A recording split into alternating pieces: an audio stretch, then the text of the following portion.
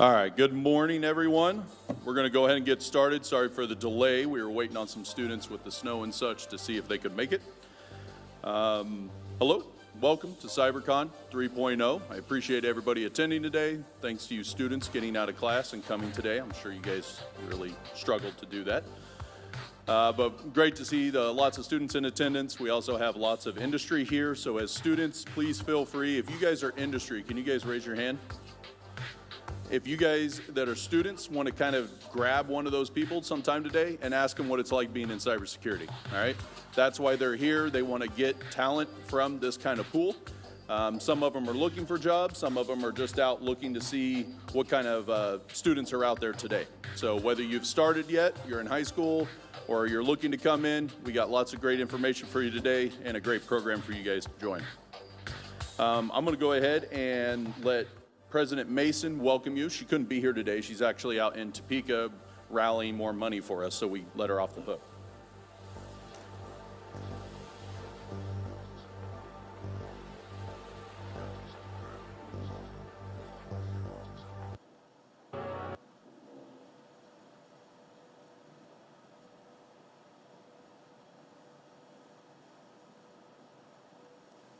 Hello everyone, Tisa Mason here, President of Fort Hays State University.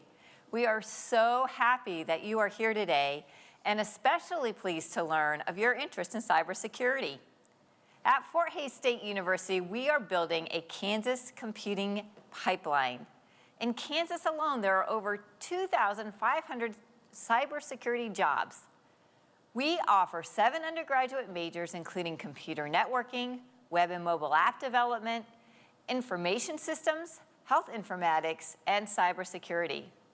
We have 3 minors, 7 certificate programs, including applied data analytics, and 8 graduate programs, all designed through a very vibrant teaching and learning environment, featuring a lot of hands-on learning. One of those applied learning activities might even include working with a specialized tech incubator committed to cybersecurity and cloud computing-centric business and venture development. A lot of words, a lot of great opportunities. Fort Hays State University is committed to providing the education and training necessary to assist in preventing cyber attacks. You're our future. Do you know a cybersecurity breach or loss is estimated to cost on average $117,000 per event, which would not be survivable by many Kansas small businesses?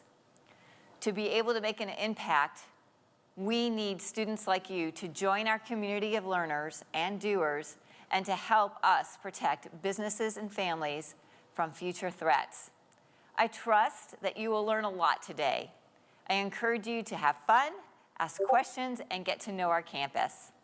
If you're not familiar with Fort Hays State, please schedule a visit, take a campus tour, speak to our fabulous faculty, and learn more about what we have to offer here at Fort Hays State University.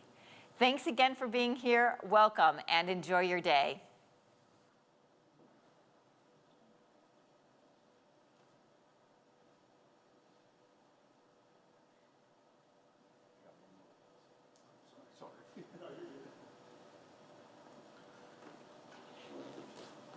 All right, so thanks again. President Mason, like I said, she couldn't be here. She's championing us out in Topeka. She's kind of rallying us some more money. It's nice to have a president that really backs the program. She worked to make sure that we get $500,000 a year from the state of Kansas to work for our Cybersecurity Institute, which we'll talk about here later today. So it's nice to have somebody that's out there rooting for us. A couple quick housekeeping things. Let's see, restrooms, if you guys haven't found them, are straight out this door to the left. And then you'll see them over there on the right. Go past the elevator, you'll see them over there. Outside of that, registration, if you guys haven't got a name tag, go up to the front, make sure you get your name tag. That has your ticket for the buffet. It also has the door prize ticket at the end, and we have lots of good door prizes over there thanks to our sponsors. Let's see, we also have the buffet at lunch, so make sure you have that, and the door prize, blah, blah, blah. Let's get through there. Okay. One thing I do want to point out before we get to our keynote is our sponsors. So if you are a sponsor here today, could you please raise your hand? Please, students and such, thank these people for allowing them to sponsor our event. They help with the door prizes, make sure that you guys get great prizes. So if we can give them a round of applause, that'd be great.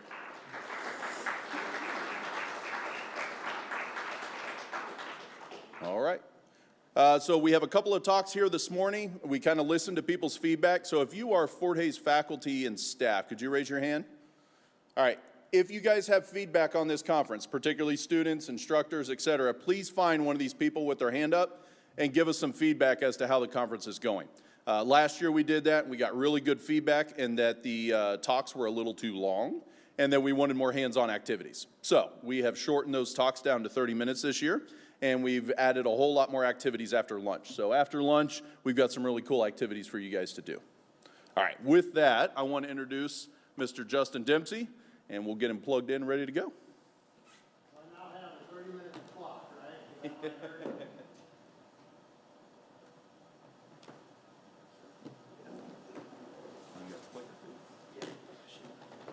And you can either talk up here, or I can get you that other mic. Whichever. I'm a move around kind of guy. That one worked?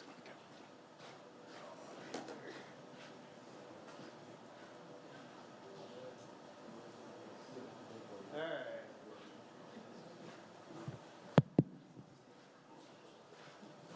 So I tend to move around. First thing I want to say is I'm going to ask a question. How many people here are currently employed by Next Tech or have been employed by Next Tech in the past? Okay. So there's a pretty good hand in here. A lot of people have moved out into their own areas and moved on, just pointing it out. So I'm going to start with who I am. I've been with Next Tech for 18 years. Before that, I worked for Hays Med, and then I worked for State of Kansas before that. I'm old. I got 30 some odd years in the field, but I've got a broad experience base. My roles today, I am responsible for the security of our data centers, the IT, internal IT, ISP, telco, and managed services. I've been responsible for the SOC compliance for the last 10 years. Everybody cares about that stuff, right? But a big thing that I've been doing in the last 8 years has been going out and helping business customers with their problems. I will say this is who I am not. I am not a cyber ninja. I will tell you that we've got some guys in this back row that absolutely kill it when it comes to that. And if you talk to my guys, this is who I am. And if you don't know Dilbert, I'm sorry. Like I said, I'm old. So I want to start with some roles in cyber that I see out in the industry, and I'm going to kind of overview it a little. We've got governance, education, prevention, response, and forensics. I tend to stay in the governance, in the education, and then I rely on my guys to work on the prevention, the response, and the forensics. This is my team today. I've got 33. I've got a couple open slots, but there's 33 staff, and they start all the way from front line, being triage. They take the calls, they bring it in. We do on-site work, we do projects, the MSP back end. This is where it's very strong in cyber. All our tool sets, all our SOC monitoring and everything comes into that. So if you like being technical, that's the area you are. And then we have internal IT. Internal IT gets to do a little of everything. So I'll tell you what we're seeing. In 2022, I went out and I helped business customers, basically any business in Kansas, Nebraska, Missouri, Colorado can call us and we'll consider them a customer and we'll help them out. There was 10 cyber events. And the key is 7 of those were in the last 5 months of the year. And you can kind of see the makeup. Anybody want to guess what our numbers were for 2023? Higher or lower? Higher, yeah, 46. Okay, we had this thing called COVID, and COVID fundamentally changed the way we do business. We're more dispersed. More people are not behind the corporate firewalls. The attack structures changed. We moved to a lot of cloud resources, and it opened up a lot of opportunities for the bad guys. So in 2023, 8 of those companies had to go through a forensics process, meaning they are regulated. They had regulated data. 2 of those customers lost regulated data, and they were in a reporting situation. And so as we're walking through this stuff, I'm trying to lay the foundation for why we need people in cyber. And this is the things that Kansas, this whole area, is dealing with. One thing I noted when I went through all these, and I said, let's look at what the problems are. Let's look at what the good things are. We had 11 of these events that they were very minimal. Within an hour's time, we could get them back up and running, and they had no issues. And so I said, what was common with them? These are the things that I found that was common with them. They had a high IT engagement. They either had somebody working for them, or they engaged somebody to help them. They had defined budgets. They were meeting with the decision makers. And guys, that's what these positions are. This is what we need. So everybody's heard about ransomware, right? Yeah? How about business email compromise? Okay? I see a lot in the news about ransomware. Business email compromise is getting traction. And the way I would compare it is the ransomware is typically a big event, $1 million ransom at a time. Okay?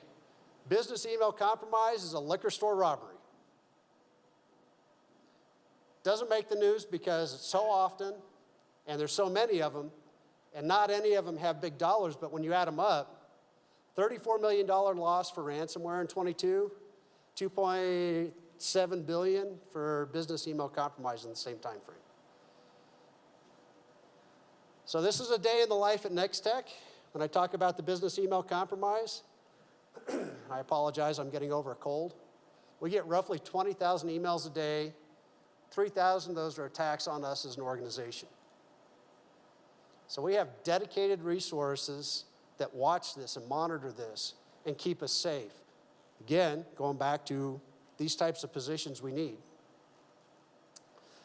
3 of the top 5 targets were C-level staff. Anyone want to guess where the other 2 were? No. Accounting and billing. Because they want your money. That's what it's all about. So in a company size of 500 and under, sorry, excuse me, I said getting over a cold. The stats are pretty scary. Almost 1 in 3 attacks are open, and more than 1 in 4 attacks are replied to. And this is the people we're dealing with. And the reason this is because they don't have good people to kind of educate them and show them what they need to be doing. This is Kansas. There are very few companies that exceed the 500 user mark in western Kansas. So causes, let's talk about causes. I put my keys in my truck and I turn it on. If it doesn't turn on, I take it to the repairman. I don't care how it runs. I just want it to run. We see a lot of this in businesses, and that's how they treat IT. I don't care about it. I just want it to run. So they minimize it. IT is an expense. It's not a moneymaker in almost every industry out here. It's an expense. So one of the things I see is business owners deciding to do it themselves. And so I see poor IT engagement. And these people struggle. I mean, a lot of these people are the ones I have to go on and go, yeah, you've had an incident. You know, they don't see the value in it. But then I run into this, and this is something you need to understand as you get into the industry, is I see poor IT standards. So you get in the industry, and they've got you so busy doing firefighting that you can't get in and make real change. And so you have to make sure you engage with the people in charge and put the programs in place. If they say you can use passwords that are simple, you got to say no. And you got to hold your foot to the ground. These are the things you'll be up against. The other thing I see that's happened is just a lack of visibility. You know, I'll go back to a lot of the big things that have happened, and you look in the news, and they're doing that Monday morning quarterback. Anybody watch that? I think there's a football game last Sunday. I think it was last Sunday. And then Monday, everybody's going exactly why they won. Because after, it's really easy to see all the different clues. But if you don't have visibility into it beforehand, then you don't see it. And so the tools that they're teaching you in these classes will help you to see these problems before they get big. So I put this one in here, and I try to keep things light. I've talked to a lot of groups, and I've been in front of a lot of companies in the last year. And I love this slide because it's funny.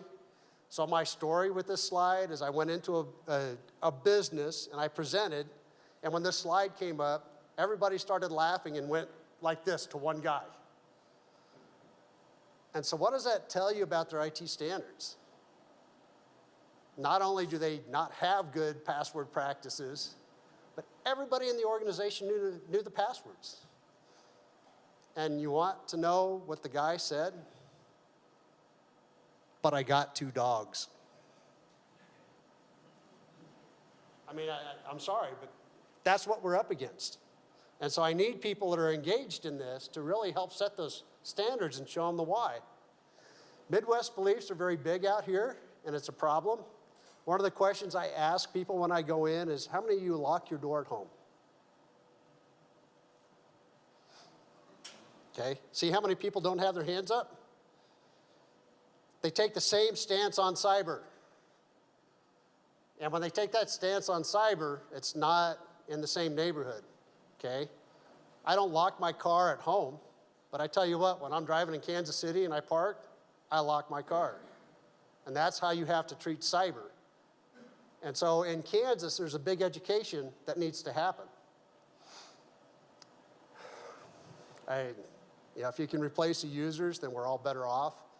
But we can't, so we got to educate them. We got to help them along. So I'm going to talk about the journey, and everybody knows what this is, right? Everybody's worked with one of these? No? Okay. My first experience in IT. My dad worked at the Pentagon. We lived in Virginia. He brought home this thing, set it up, and you take your rotary dial phone and plug it in, and I got to play tic-tac-toe against the Pentagon computer. Okay? So that was my first experience. And now I look at where IT is today, and then I look at the journey on cybersecurity. Cybersecurity is like in the first 5, 10 years of really being there. The people that are coming into this next generation, you guys, you're going to have huge opportunities, not just to set the direction, but to have huge advancements in your career pathing in a hurry. It's going to be shooting to the moon because cyber is really in its infancy yet.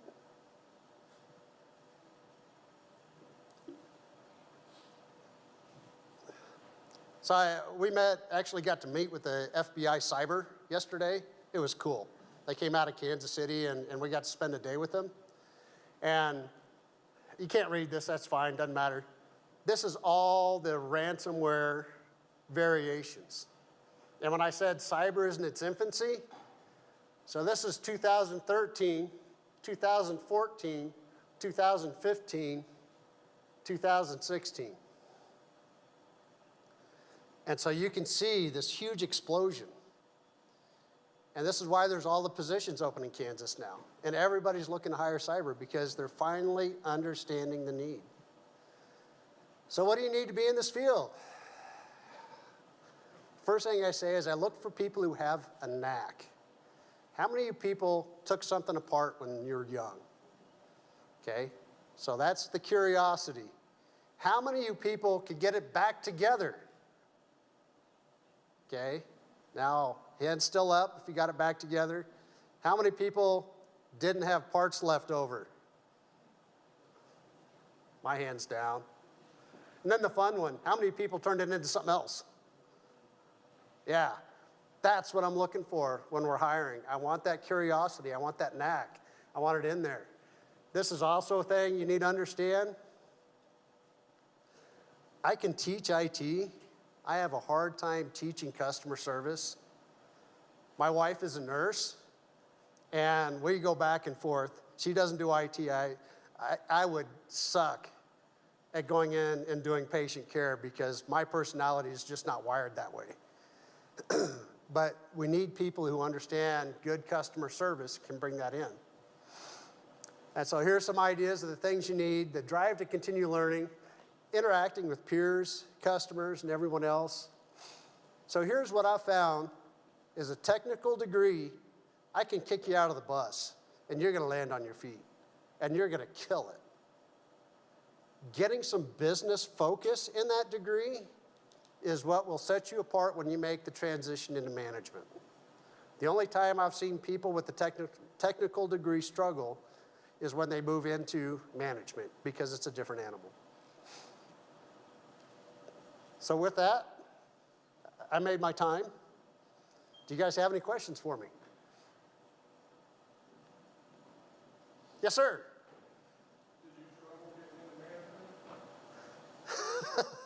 Man, I got kicked out of the bus. And I took a couple tumbles. Jason there he can confirm that. We were just talking about it. Jason worked for me. He worked for others, and then he worked for me for a couple of years. Was my management style the greatest? There you go. It was interesting. So it's a journey. And it was a struggle, yes. Any other questions?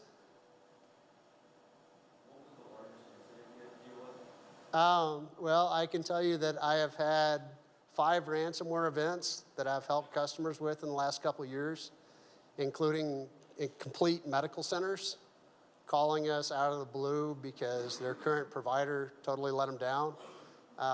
Cities, complete cities, because again, their current provider let them down. So it kind of gives you an idea. What's that? How do you combat ransomware? You got to get in front of it. So one of the things I do is I work on governance with customers to understand what good IT looks like, have the policies in place. No, you can't browse Facebook at work. Sorry, you can't do it. Having those policies in place, helping them understand the tool sets they need to have to alert when somebody's in there. And the biggest thing is, I mean, they're probably in your network for up to 6 months before something happens. And so teaching people to use their spidey sense going, something's off, and talk about it. Does that help? Yes, sir. Knowing that cybersecurity is in its infancy, and knowing what you know now, what would you tell this kind of group of guys here? How should they position themselves back about market opportunities? Okay, so what I'm going to tell you is get an internship, get some time in with the company. And I showed you my group, and it was made of 5 different teams. Every one of them deals with cyber every day. And if I had somebody with a cyber degree and some experience, I feel I could probably put them on any team. Yep. And for myself, if I was just getting into IT at this point in time, cyber's where I'd be. Anyone else? All right, thanks. All right, let's give Justin a round. Thanks, Justin. All right, so if you guys haven't got any breakfast yet, please go back and find some breakfast. There is plenty. If you have found breakfast, go find it again. There's plenty back there, please. All right, we're going to set up for the next one here. We'll get Stephen going, and then we'll get moving forward. But if you guys need another snack, drink, whatever, please feel free to grab some.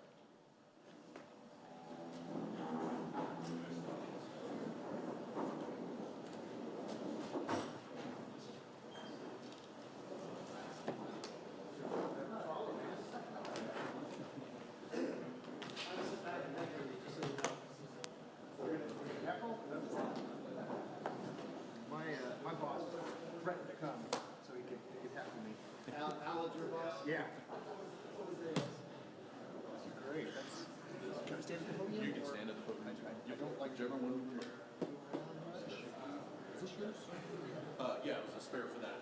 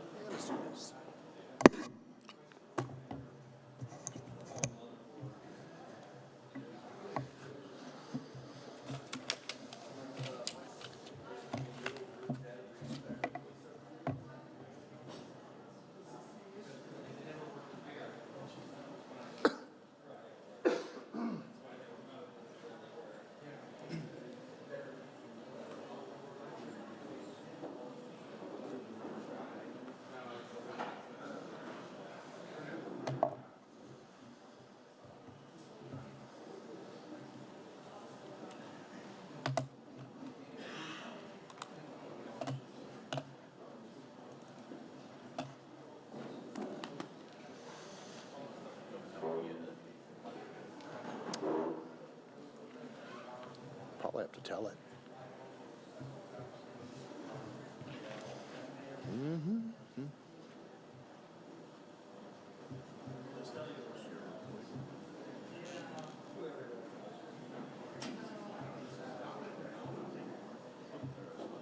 Yeah, okay. Perfect. I just don't have anything up yet.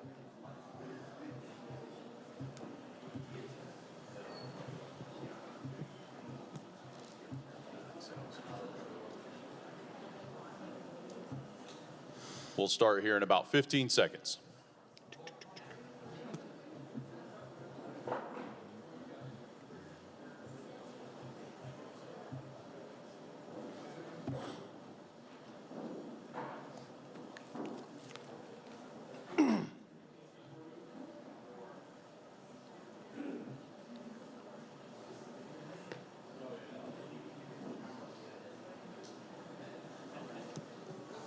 All right, we're going to go ahead and get started with our next presenter. Again, as you guys are seeing these presenters today, please take the time to go visit with them. That's why they're here. These industry spokespersons, as far as I'm concerned, are looking for student talent. That's why they chose to speak today. So, next up, we have Stephen Kuhl, who is with Hayes Medical Center, and he's going to explain a little bit about cybersecurity in healthcare. Can you hear me okay? Good, good. My name's Stephen Kuhl with Hayes Medical Center. I'm kind of in transition role between systems engineering and cybersecurity. I do a little bit of both. I've been in IT for 23 years now. I currently hold CISSP and CISM, and I picked those up last year. Louder? Better? Okay, thank you. Yeah, so that's me. Today I want to talk about, ooh, that's really loud. I want to talk about three things. First is going to be vulnerabilities, threats, and risk.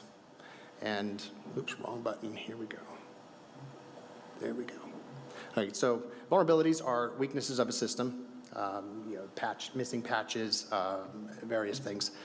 Threats are those vulnerabilities being exploited, and risk is what happens when those vulnerabilities have been exploited. So first thing first is in the healthcare setting, I just went through my brain last night and threw down everything I could think of that I've worked on in the last 60 days. And there are a lot of devices, especially in modern healthcare, Internet of Things, and this new term is Internet of Medical Things.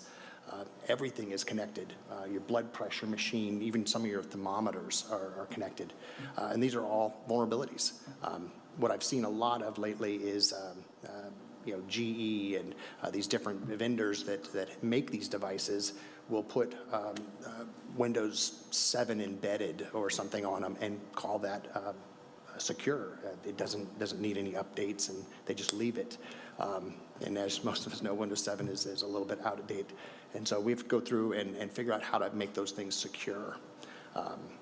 So beyond what is the vulnerable devices that are out there is everything. I mean, a lot of businesses are still running Windows 2012. And there's a whole issue with bringing those up to current standards. So the biggest vulnerability I see today is user cybersecurity awareness. I think Dempsey mentioned that earlier, is users just don't quite know what they're doing. They want to use the simplest password they can, the easiest way to get their job done. And so kind of putting that security burden on them, they're resistant sometimes. Default credentials, especially on Internet of Things and Internet of Medical Things, you see default credentials used constantly. And you can just go out to Google, default credentials for whatever device. And surprisingly, a number of times in all forms of business, not just healthcare, you see the default credentials, admin, or admin password work. And when you're going through penetration testing and learning those skills, that's one of the first things you try. Unpatched systems is another big area. It's real easy to say, oh, just just patch it, just run the updates. Problem is, a lot of applications have to be tested for compatibility with those. And you run into situations, I ran into one just last week, where an update actually broke something, and you had to use a different browser because Chrome and Edge just didn't work. So you have to watch those things. And when you're working with life support systems, that's a major problem. They have to be thoroughly tested and vetted by the vendor. End of life and end of support legacy systems is huge. Like I said, Windows 12, there's even some hospitals out there, medical providers that are using Server 2008 still. And those have been out of support, I think, for 5 or 6 years now. So those are the big vulnerabilities we see out there. The threats, you can guess nation state, China, Iran, North Korea, Russia even, they're all the threats right now. And those are the things we're seeing constantly. About 3 years ago, I opened up my firewall and just watched a stream of traffic coming in from China, North Korea IPs, Russia, just probing our network. And this was before I went to Hayes Med. So they're constantly just hammering, trying to get in, trying to find an opening. Organized crime groups, this is the second biggest one, and they're probably the most likely to be behind ransomware. Hacktivists, not really as much hitting healthcare lately, but your groups, they are out there and they are doing damage. And then individuals. These are the disgruntled workers and the individuals that just have a bone to pick with an organization. And with hacking for hire available, you can pay a couple $100 and have a full-on denial of service attack launched against a victim. Commonly, that happens in the video game market. It's comical sometimes. So what are the risks? PHI being breached, patient records getting out there, credit card information. Those are the real big ones. Ransomware, always. Now, the thing with ransomware, and this is, the old days, the fix with ransomware was make sure you had good backups. Now, your threat actors are saying, well, let's go around that. Let's steal the data. It's still encrypted locally, but if they don't pay the ransom, we have the data, we're going to release it. We're going to hold that as an extortion tool. So they say, okay, fine, you restored from backup, good for you. We still have your data, and we're going to release it if you don't pay this much money. So that happened out in California a couple years ago, and I think it cost, I don't remember, I think they wanted $30 million, and the hospital refused, and they released the data out on the dark web, and in turn, a bunch of patients got together and filed a class action lawsuit against the hospital, and it ended up costing them more than the $30 million. So it's kind of a situation where they couldn't win. Data destruction, somebody getting in, releasing malware, and just tears up your system. And impact on critical systems. I read an article last night of a lawsuit in Alabama where somebody lost their life because of a ransomware attack, took down a monitoring system. So it was alarming in the patient's room, but it was not reaching the nurse's station. And unfortunately, somebody did not make it. So the mitigation strategies, what we do is we use configurations based on best practices. We don't run cowboy networks or the security through obscurity. We say industry standards, make sure everything is on the up and up. We follow NIST, CIS standards, and really pay close attention to the configurations, and we do a lot of back testings. We utilize best in breed security tools, CrowdStrike, Exabeam, just to name a few. There's a lot of really great next generation antivirus and endpoint security tools out there. I've seen in a number of healthcare settings using the free version of antivirus, and it's you get what you pay for. Patch, update, and upgrade. This is something we do constantly, and it's tedious sometimes because you have hundreds of servers and workstations to deal with, and you have to make sure that they're running and all of the applications on top of those servers are still functioning as they need to be. And the big one, and Dempsey mentioned this too, is the awareness training. Make sure that your people understand what the risks are.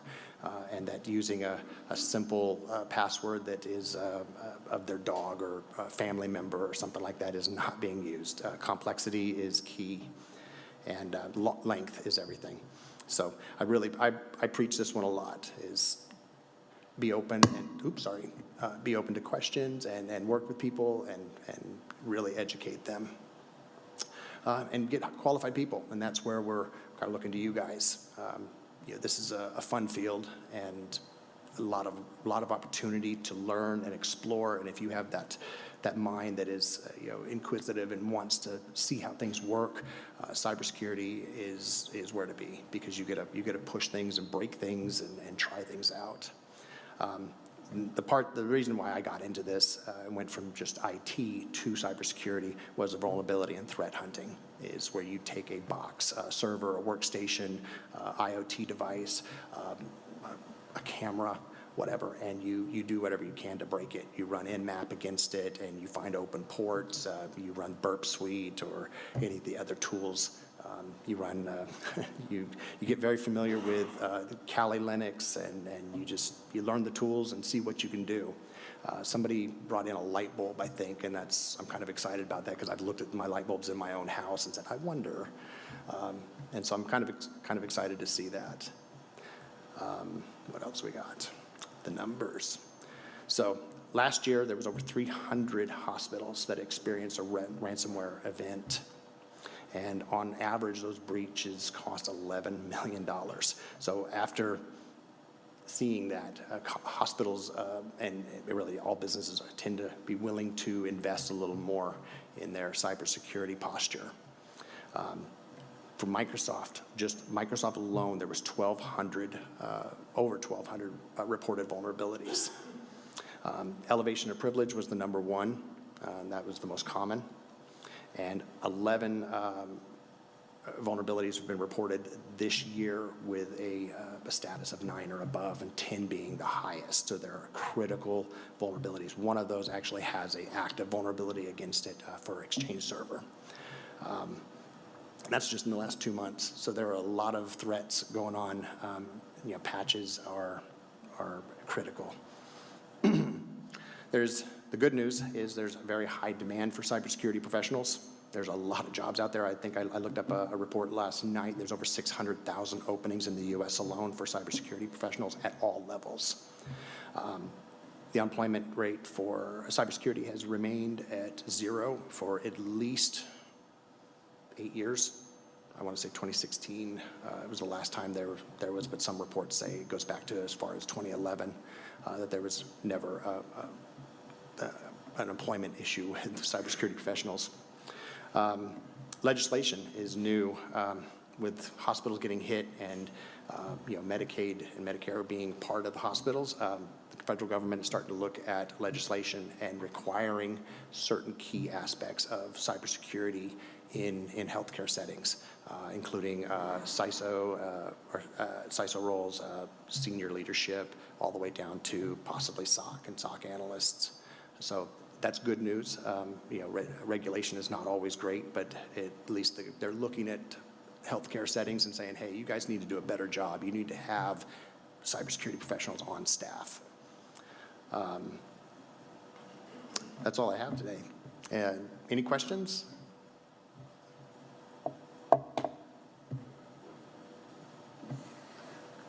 I kind of went through that pretty fast. Got one over here. Hold on just a second.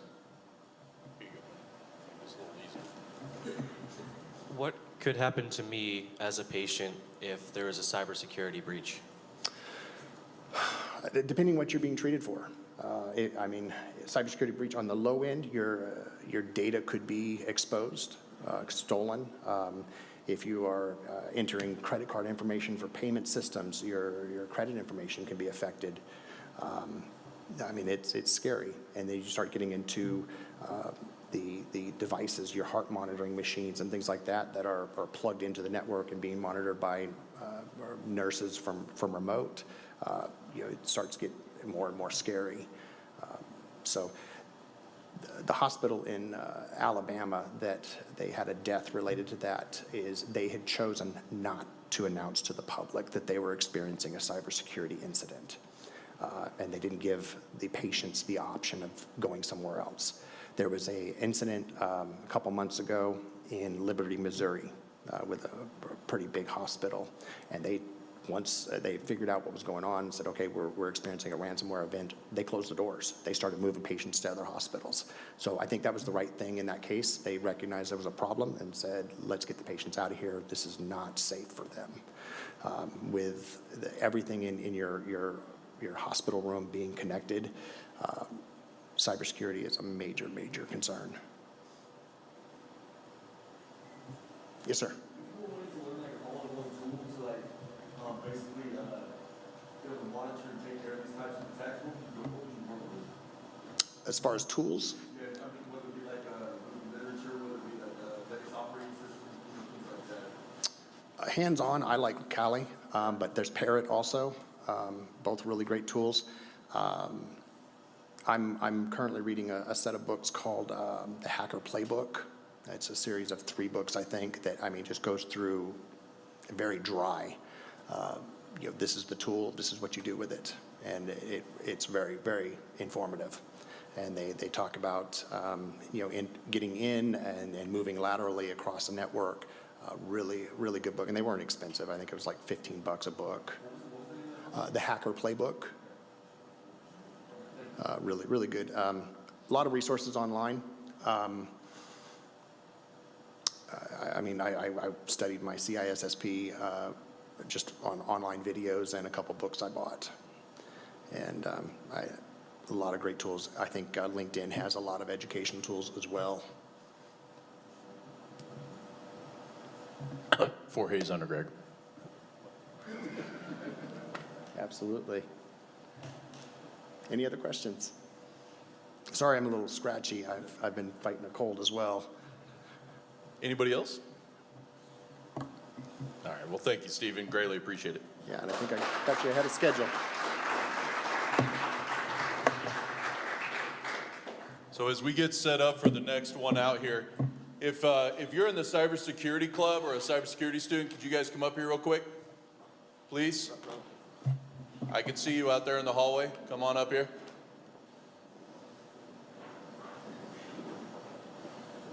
Derek, you don't get to walk out. Come on up here, buddy. Come on up here.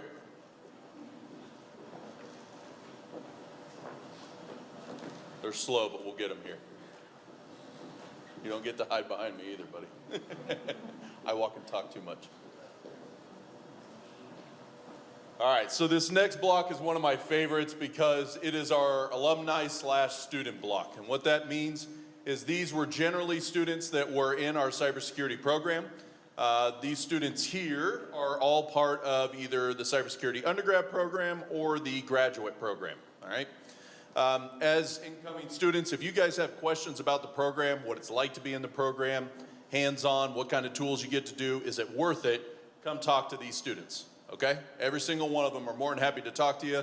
As a matter of fact, in the activities, you get to chase down one of these students in order to figure out who has the code. So make sure you talk to them, visit, see what it's like within the program. One of the great things I'm seeing up here, and I see it from Logan, which is a great thing, is we have more females in cybersecurity, right? So you will see Lori and you will see Sierra. Smile and wave. All right.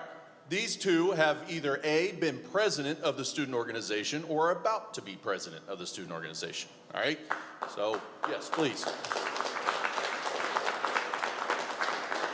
So that's really a great thing that I love to see because we obviously started out with a bunch of guys that were coming out of the networking program, and now we're able to recruit lots of females into the program, which is great because I know every single one of these businesses have been coming up and saying, do we have any females in the group? Finally, are we starting to get somebody interested in this? And we do. So we definitely are glad to see you guys having some interest in the program. All right, so make sure you guys find these. As that, we have Chris and Caden, I believe, today, right? All right, so I think Chris is first. Sorry, Caden, even though he's sitting over there. All right, so once again, make sure you find one of these guys today and thank them for their time up here. They helped put together the program. I'm not going to say I did anything. I just overlooked everything, right? They helped put everything together along with the faculty and staff. So thanks again, guys.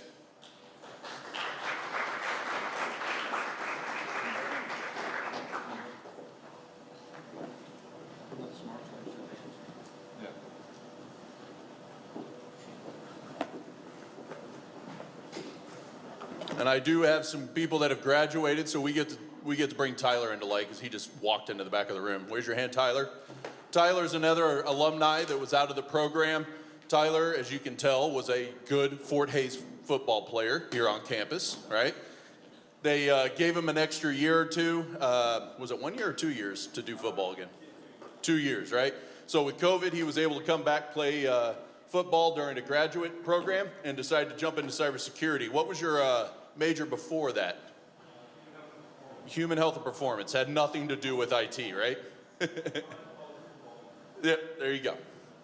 So what was great was he was able to jump in. He jumped right into the cybersecurity program at a master's level. Decided once he got into the cyber program that he loved the technical, but what Tyler has the ability to do is visit and talk with people, right? So if you have that ability, we try to enhance that. We moved him over to information assurance, which is a little bit different than cybersecurity. And we'll talk about those programs here later today. But now he's killing it as far as being a CISO and being out there talking to a bunch of governments and businesses and doing everything else. So lots of different avenues within the program. So while Chris is getting set up, again, we will talk about, after these alumni blocks, our program here at Fort Hays. And so we're happy to have an undergraduate program and 2 master's programs. We want to give you some more information about those. And then we're going to have lots of hands-on activities today. So please jump into those hands-on when we get here. That was kind of by request from students in the past. They wanted to do more fun stuff. You will get a chance to play with some of those tools you were asking about here a little bit ago with the capture the flag. Jackie, raise your hand back there. So Jackie is another cybersecurity professor here, and he's created a nice capture the flag for you guys to all participate in later today. All right? Yes, sir. You did have something. Good. Yeah, well, I wanted to share that for next day. Fantastic. So everybody's aware. Sorry. Sorry. One of the things we do at Next Tech is we try to invest back in the community. So we have something called the Next Gen internships. And this is something that you can go back to your town, your school, and your community and work with a business, doesn't matter what business it is, and get an internship with them. And so if you want to try and push cyber for some of these people, but they're like, I don't have the money for it, we'll pay for it. And so I've got some flyers up here. You're welcome to share them out with your schools and with the businesses, and hopefully we can drive some of these positions, get some experience. Fantastic. Thank you, Justin. So I'll have those that are going to be over here on this table up front. Again, what that means is for those of you guys that are students trying to find that internship, but you can't hang around here in Hays during the summer, or maybe you got a small town back home that needs, you want some kind of internship, you want some kind of experience in there. So Next Generation is going to help that business pay for your internship. That's the whole goal behind it. All right. So either Chris is going to figure this out or Jason's going to have a really long lecture day. We're almost there. We're almost there? All right, cool. So one last little tidbit, one thing Stephen was talking about is, the heart rate machines and everything else being attacked in healthcare. That's actually one of the questions I have in our penetration testing class is you're doing a security audit and you find that there's bad vulnerabilities on the heart rate machine or the life support machine that you're currently on. And you need to do some updates. You got to do patches. And you got to fix it right now or somebody else is going to break in and have some issues. What do you do? Do you do the patch? Do you do the update? Are you comfortable doing an update on somebody that's on life support?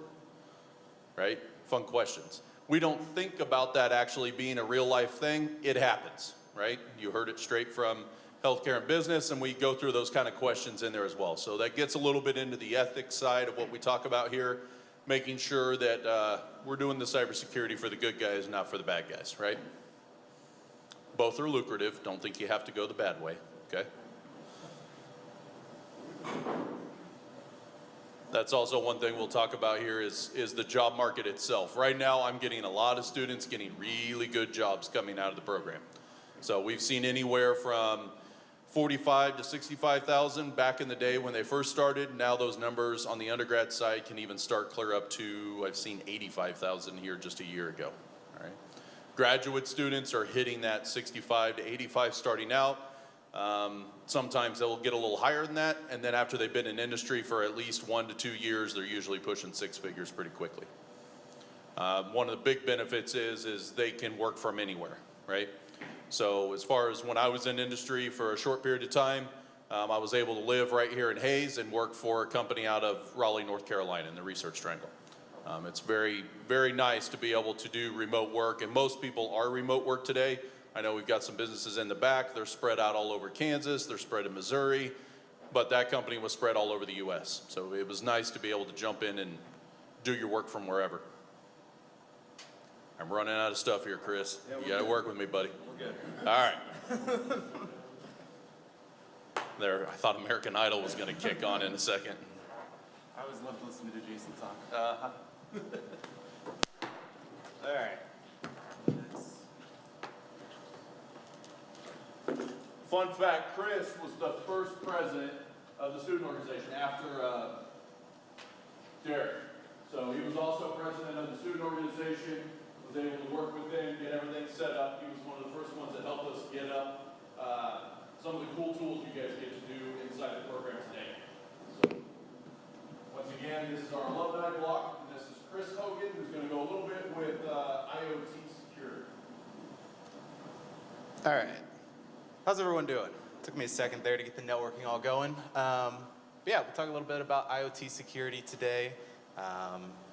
Some of the cool stuff about that. As Jason was saying, I attended Fort Hays here, was in the undergrad program for cybersecurity, was a member of the cybersecurity club, was president for a year and a half. So, you know, all of the members here, all of the high school students, it's great. Everything that I'm going to show today was, you know, in some way learned from that and got to experience all of those fun activities and capture the flag events from cybersecurity club. So if you're a current student or a future student, you haven't joined the club already, this is my push to join it. And when Jason asks you if you want to be president after you've been in there a year, say yes, because it opens up all sorts of doors. So outside of that, after I graduated, I spent 2 years at Cyderis, which is a managed security company up in Kansas City, doing system engineering role, whatnot there on the internal team, kind of saw all sorts of crazy stuff go down. It's a 24/7 operation, have a full SOC there. So anyone who's interested in that, I'm more than happy to share some stories with all of that. At the beginning of the year here, I started a new role at New Analytics, a financial technology company up in Kansas City as well, and just doing some more internal security and whatnot stuff there. So outside of that, I love breaking things, love figuring out how things work, and really I think that's the key to figuring out how any of this goes. So what is IoT? I think Steven gave a great introduction for a lot of the stuff I was going to hit on, especially the medical industry, as far as relating it to, you know, career paths and whatnot. There's so much out there, but obviously, you know, there's so many things. It's hard to even define what IoT is these days. You know, it used to just be a camera, you know, security cameras, an Alexa device. Now it's, you know, washing machines and refrigerators and light bulbs and all sorts of stuff. So I think there's, you know, a wide variety of different ways and paths you can take with this. Today we're gonna look at a light bulb and see what we can do to hack that a little bit. And I think there's a couple of questions that we need to consider, at least, as far as when I was trying to make this into an actual presentation. And here's what I came up with. So, are these devices vulnerable? Show of hands, who thinks this light bulb up here is vulnerable? It's good. Everyone's hand should be up, because if they're not, then I'm probably giving a presentation for nothing up here. But why should we care? I think that's the bigger question, especially like in the, you know, corporate world, and when you guys, you know, get out of college and get into business, you have to, you know, express why this matters, why people should care about it, because selling cybersecurity is just as important as actually, you know, doing it and preventing stuff. And then finally, how do we secure these devices? What are we actually doing? So with that, are these devices vulnerable? Stephen hit on a lot of these topics, and I think, you know, the medical industry specifically shows it, you know, so much. Like, is the management behind some of these devices is either outdated, or in a lot of times, like for this light bulb, pretty much non-existent. Like, there really is no way to change default passwords or to you know, do stuff like that. Oftentimes these devices are hard to patch, if patches exist for them at all. I know there was a light switch that I was watching some videos about few months ago, and it's like, in order to update it, you have to like take the light switch out of the wall, and it's a whole process just to update it, and it's like, really, it's a flaw from the design phase of, you know, being able to patch these things and whatnot. Oftentimes, like, you know, weak passwords, Googleable, if it's admin, probably not very secure. Insecure forms of data transfer and storage. We'll see that specifically a little bit here with this light bulb, and then insecure network services, open ports, and whatnot. So, with that, let's get into this light bulb. How secure is this light bulb? Well, I think the easy answer for that is not very secure. I like to make my presentations, especially when I was doing cybersecurity club stuff, interactive. So hopefully you guys learned something today. I will say, only do this to devices you own. You know, don't go over to the dorms and start messing with people's light bulbs. That'll be an easy way to get kicked out.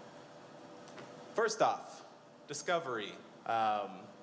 In cybersecurity club, you know, when we're doing CTFs, when we're doing National Cyber League and those type of competitions, and really when you're doing anything, it's who are you? What device are you using? What network are you on? In Kali Linux, which we'll jump into it here in a second. I thought it was easier to show some screenshots because it's a little hard to read up here. But ifconfig shows us our IP address there. You know, that 192.168.12 address. You know, /24 subnet there. That's this device itself, the computer that I'm using, or the Kali box inside of it.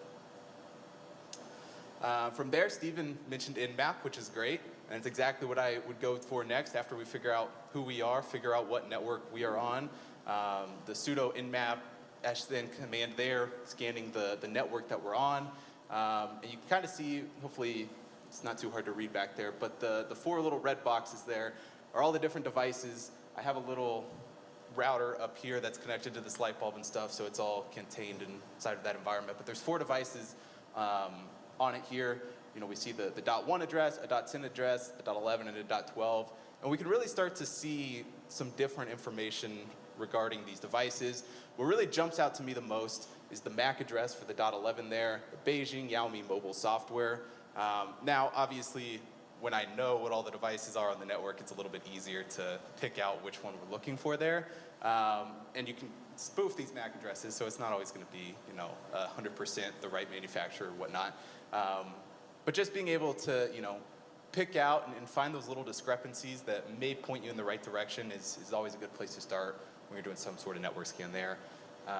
So we're gonna go with that device first, the .11 address, and see what we can hit. And this is where we'll do a port scan. Now, for these light bulbs, there's one port that is open, 55443. If you do a nmap-p scan on that IP address, you can pull up all of that information, find that IP address. So now we not only know what the IP address is on this light bulb that is open, we have found the port as well, which makes it possible to do or look into a whole lot of different information regarding these things.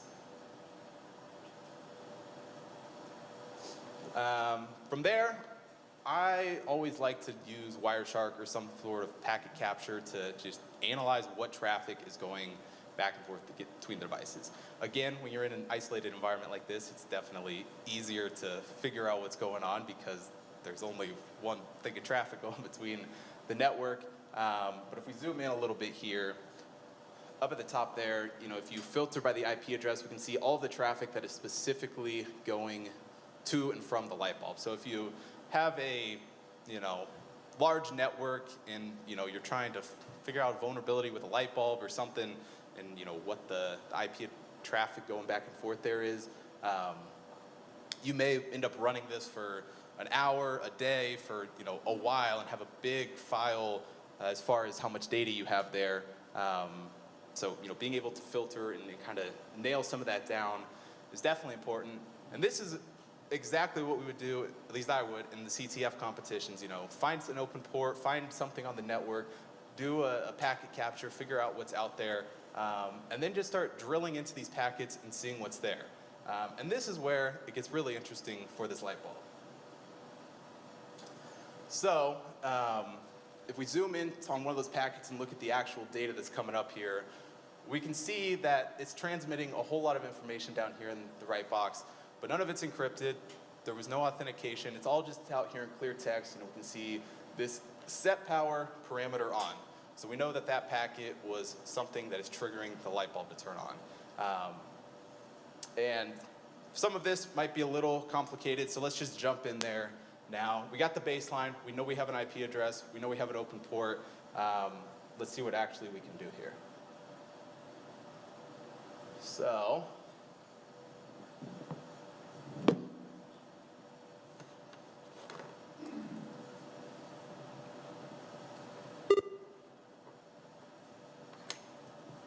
all right, I got the default password for Callie. That's not good. So,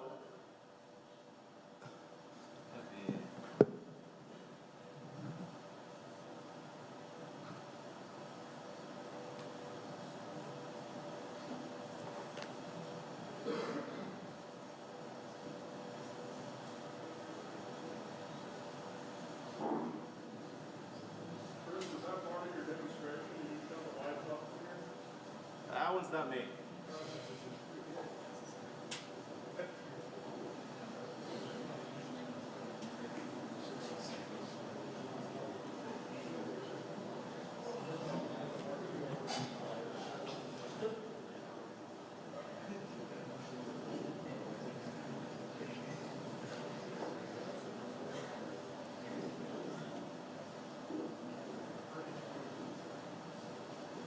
All right, now I can see what I'm doing.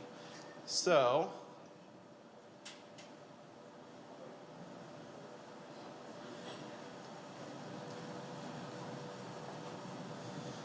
all right, so what do we know about the light bulb? We know the IP address, we know the open port on there, and really that's all we need to know at this point, right? We know that the information going back and forth for it isn't very secure there. Try to zoom in a little bit here and hopefully you guys can see what's actually going on. So, we're gonna run a telnet command. So we're just gonna telnet in to the device and see what can happen. So telnet, the IP address there, that open port.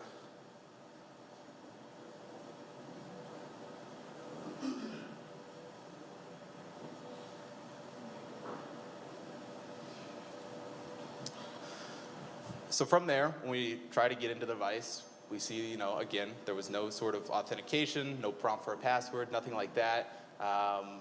At this point, we're connected to the light bulb here from the computer, and it took a few commands to figure out the IP, a few commands to figure out that open port.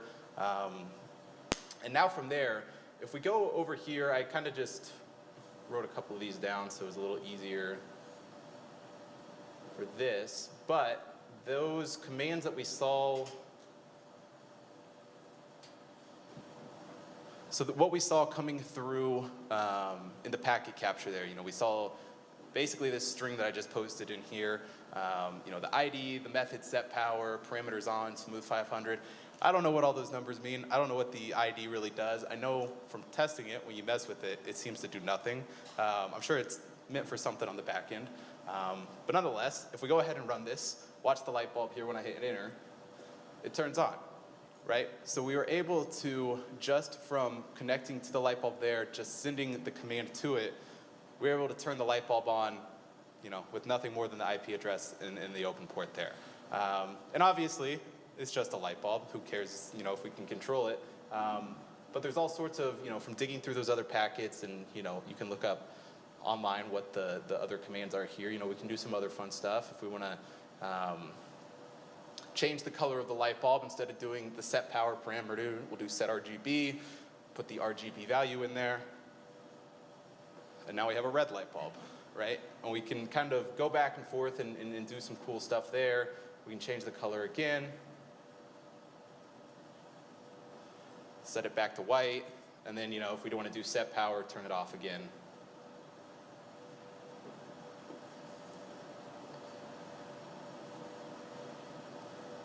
We can go ahead and do that. So pretty cool, right? We, without doing too much, figured out the light bulb. And it makes you wonder, if it was this easy to hack into a light bulb, what else, is out there? And I will say, some people may not even call this hacking, because the manufacturer itself would probably consider this more of a feature than actually hacking it, which I think is a little bit crazy. But you are, still on the internal network, right? It's not like we're hitting this from, remotely. It's not like I can just, with that, if I'm not on the same network as the light bulb, be able to, control it. But it goes back to the thing, if someone's in your network and, has some sort of access to these devices, they can start messing with it. If they're in a hospital setting or something, they can, start messing with monitoring devices and all sorts of stuff. So the internal security of the devices is still very, very important. So that's kind of the gist of that. There's also some other, and so we'll go back to the presentation here for a second. Whoops.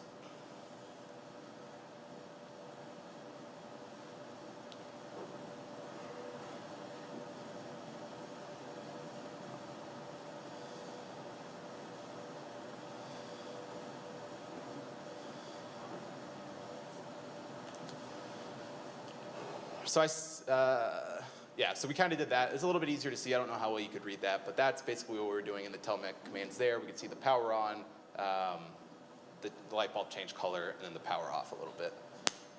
And now the reason I say it's kind of a feature and why they say it, maybe not the company itself, but people have gone out there and created Python libraries to be able to mess with these light bulbs themselves. So you can do a whole lot of other stuff. It's good to know the back end of how exactly we were able to hit it and telnet into that, and being able to find the IP address and stuff is great. But as far as just playing with the light bulb, there's some other fun stuff we can do just from Python. So this little script over here, we import the yeelight and a couple of other libraries at the top there. We set the IP of the light bulb, right, the .11 address, and then we're going to try and turn the light bulb on, and then for X in the range of 10, so we're going to cycle through that 10 times. Set the 3 different RGB colors. We'll print that out just to make it look pretty up here. Set the bulb color. I will say, one thing the light bulb does do is it doesn't just let you send a bunch of information to it. You do have to wait a second or so between it. If you try to just send colors constantly without waiting at all, it will freak out and just not work. So I learned that one. So we'll sleep for a second there, and then we'll try and turn the light bulb off. So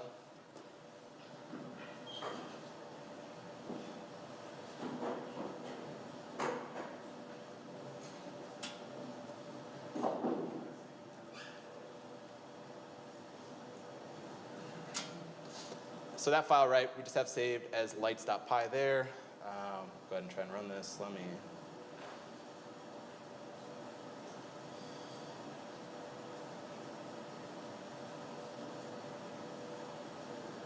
right, so we go ahead and run that. And we can see every time this light bulb up here changes colors, we see the different RGB value being printed out there for what is actually happening. Right, which is cool, and you can make it do all sorts of crazy disco stuff and whatever you want to do there. But what I think is even cooler, if we go back to the actual telnet here, we can see all of those parameters being intercepted as the light bulb is changing colors and as our script is running. Right, so if you were able to get into the device and for whatever reason just want to monitor it or want to track this information, it's very easy just to see what exactly is being sent over the light bulb and what is happening there, right? So, right, we can just see power on, and then every single time the light bulb changes the color here, we see that different color and all sorts of fancy stuff. Pretty cool, right?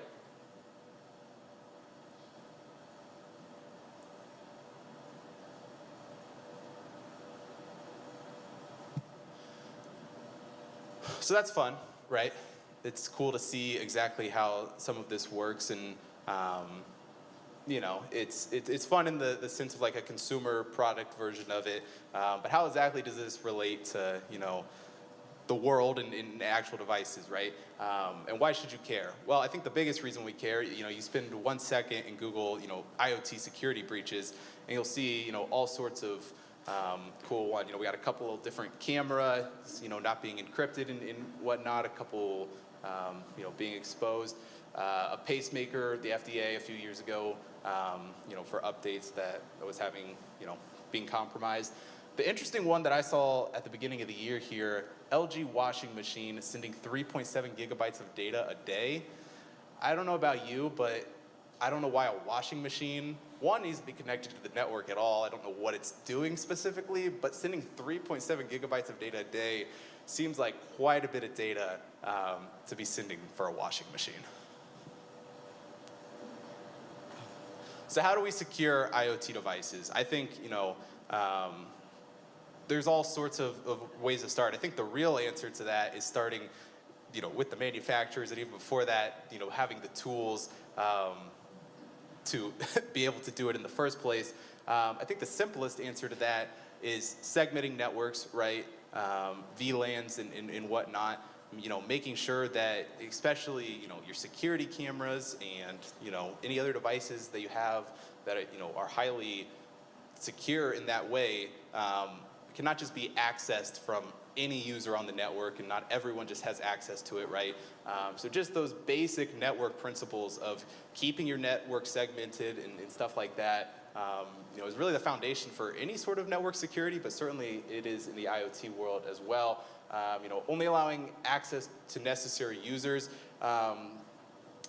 This is more of a, I think going with the one below it too, changing default credentials, right? You want to make sure that in sort of going with the VLANs as well, right? Only certain people need to have access to these devices, in a network or whatnot. So making sure that there are those proper limits of what people can and cannot access is certainly huge. Changing default credentials obviously is a big one. When the password and username are admin, and you can just Google it, it's not secure at all. Anyone can Google that and figure that out. And on top of that, probably the biggest thing is patching and updating devices, right? And like I was saying at the beginning, not always possible with some of these devices, whether the manufacturer doesn't care to put out patches or, it's just not something they ever really thought of doing. A lot of these IoT devices specifically, especially like at the consumer level, it's just not there. And like Stephen was saying, medical devices running, Windows 7 embedded and stuff like that, it becomes difficult to, rely on manufacturers to do that. I think the biggest one though, disconnecting unused devices, especially in your homes. If you're not using the Wi-Fi features of your washing machine, it's probably better just to not have it on the network in the first place, rather than to try and figure out why, 3 gigabytes of data are being transferred every month. And on top of that, I think the biggest question for everyone in the room is, what is your risk level? What is the risk of this device? I would say, the vulnerabilities for this device are high. Is the risk high? Maybe not as much, because it is just a light bulb at the end of the day. But I think that answer is going to vary very differently depending on what industry you're in, depending on who you ask, and depending, what, level of data you're trying to protect. And ultimately, it just becomes down to all of the stuff we're going to try to implement is to lower that risk and bring it down to a level that's acceptable. Obviously, it's impossible to make stuff 100% secure. There's just way too many changes. You're never going to be able to keep up with absolutely everything. But bringing your risk level down as much as you can, and having those best practices is going to put you in the best spot to keep up with it. And ultimately, it's just what level of risk you are comfortable with there. So that's all I have for the presentation. I'll open up to questions in a second. Before I do just want to talk a little bit more about the program as a whole and what Jason said. Everything I showed here and did today in some way started by coming to Fort Hays and being able to experience this. If I could say anything, it's just say yes and don't pass on any opportunities. Whether it was Cybersecurity Club or just the Cybersecurity Club or Cybersecurity program in general. I learned absolutely a ton, and that was the foundation for all of this. As well as I worked here in Tiger Tech on campus, so like the projectors, all of the AV stuff are on campus. I helped service that for 3 years when I was here. And you may not think that directly, is cybersecurity related, but you learn so much just other IT and networking stuff by doing that, and there's so much crossover. So, just figure out how to break things, start looking into it, and just, follow whatever you're passionate about there. So, open up to questions if anyone has anything. Jason? Hey, Chris, what showed it? Did you show it? Do what? Showed it? Remember showed it? No. I don't remember everything. That was the other thing I was going to say. Pay attention in your classes. Bullet showed it, which search engine has a whole lot of devices. Yeah. You can do that. So what he's gonna pull up is Shodan. Has anybody heard of Shodan? Some guys in the back, great. Anybody else know what Shodan is? All right, so you were asking about tools earlier. He showed you a little bit of Kali. Shodan is basically a giant search engine that lists every single IoT device on the internet that is publicly accessible. So take the information you just learned from him and realize there's a search engine that's cataloged every single IoT device that's publicly accessible on the internet, right? Yeah, not so good. So benefits of things like Shodan is you can go in there. One, you can find out whether or not your device is listed. That's the best use of it. Don't go out there to go find devices to hack, right? It's not what we're here for.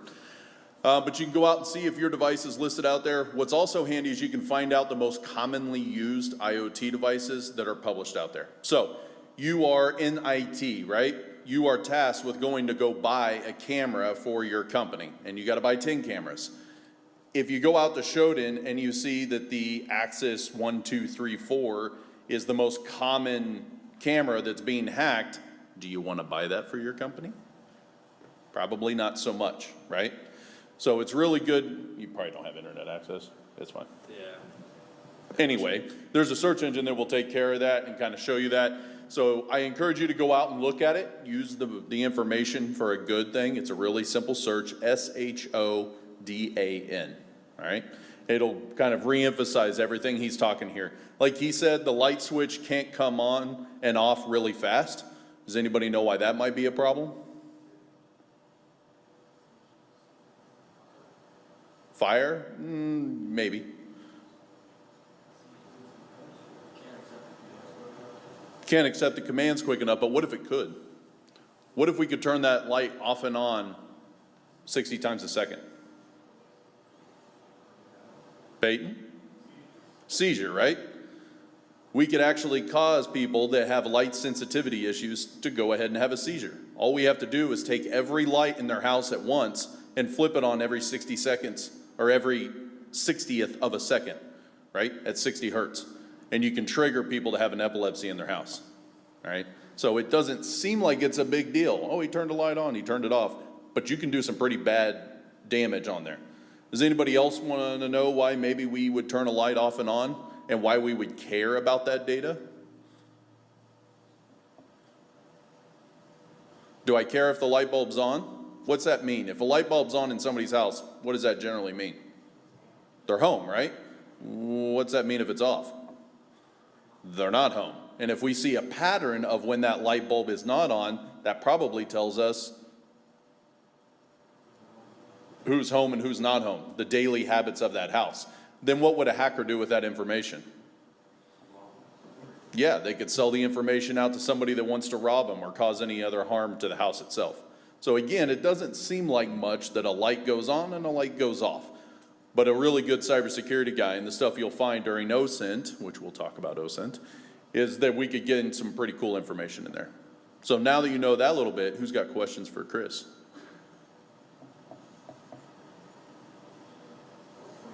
Yep. Go ahead, Steven. What brand of light bulb was it? It's a Yeelight light bulb. And that's where it's pretty cool if you go out. Is this on? Yep. If you go out to the that Python library, you know, it's already built out. So maybe I cheated a little bit by picking the light bulb that I knew I could do this to. But certainly, you know, any light bulb are going to have maybe not the exact same vulnerabilities, but there are some out there. So yeah, it's kind of the whole suite of Yeelight things has different things you can do to it like this. So. Tyler has a question.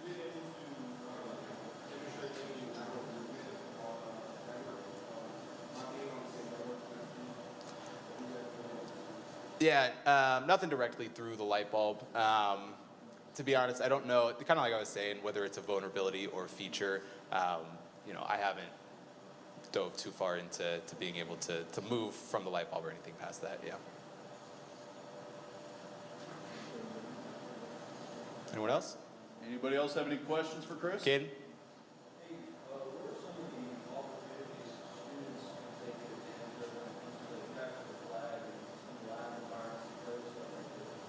Yeah.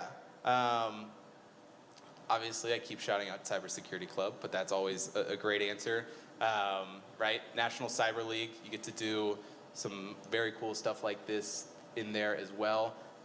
If you go out just on the internet, you know, try Hack Me is a good spot to start. You could do, you know, different labs and learn about some of these different commands and some of that.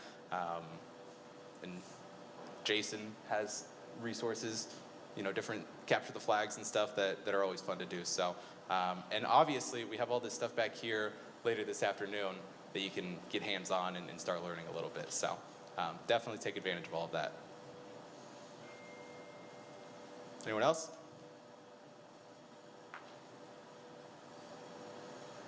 All right.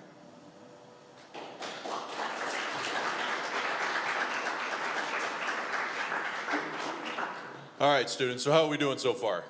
You falling asleep or are you finding some cool stuff out? Doing all right? Okay, so a couple of things that we want to do while we're getting Caden set up for the next one here. Inside your bag, there is a panel question card. The Fansel panel question card, all right? We have a really good panel here this week, or today I should say, here during the lunch hour. And that is going to be, I'm going to cross over here. So we have panelists of Tyler Lovett, who is from RavenEye, cybersecurity company. We have Josh Sear, who's from Midwest Energy. We have Lori Frazier from Transamerica, and Stephen Kuhl from Hayes Med. What we're gonna do is ask that you guys ask them questions. Put that on these panel cards if you would. So if you can start thinking about that, not during Caden's presentation, but during that time. You should also have a really cool pin from the informatics department to fill that out. If you don't, ask your neighbor for theirs. If you want a cool pin, go find Lori back in the back there, all right? But ask a couple panels. If you guys would, at the top, go ahead and fill in a question or two that you have for the panel. We're gonna kind of mix them up and ask those questions during the panel session. At the bottom, or even better on the back, write us some feedback about what you think of this conference, all right? We're gonna have some other survey and some other stuff, but tell us how you really feel about the conference. Do you want more activities? Do you wanna do more hands-on? Do you guys that traveled all this distance here, what is it you would like to see at the conference? And trust me, we take that feedback to heart. That's the reason we've adjusted the schedule this year, was to meet the student feedback from last year, all right? So if there's something else you wanna see more of, or something that would cause it to be more exciting and fun for you to be here, please put that on the back of the card. Put the panel question on the front of the card. All right? You want this or this? You want one?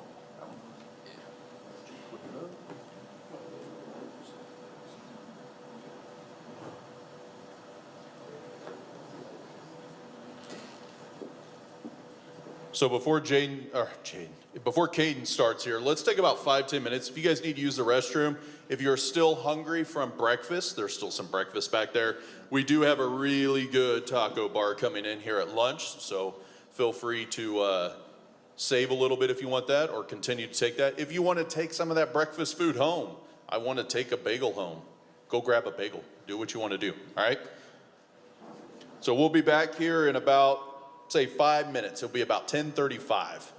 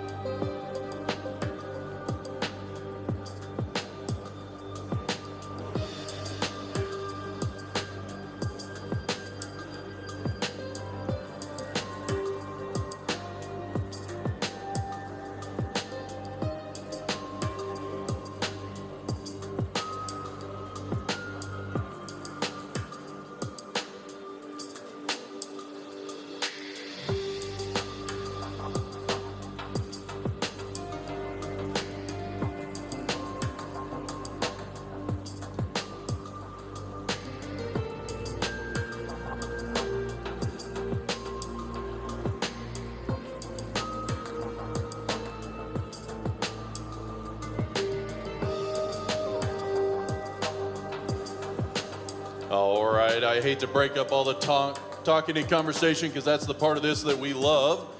But I want to let Caden get started here, and then we're going to have a little bit more time before we start into the actual talks with what we got going on here at Fort Hays.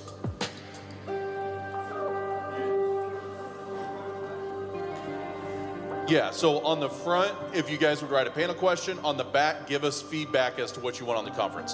So if you want more hands-on activities, which we haven't got there yet, but if you want more of that, if you want to see different talks or there's an industry that you're curious about hearing about, please put that information on the back. Appreciate it.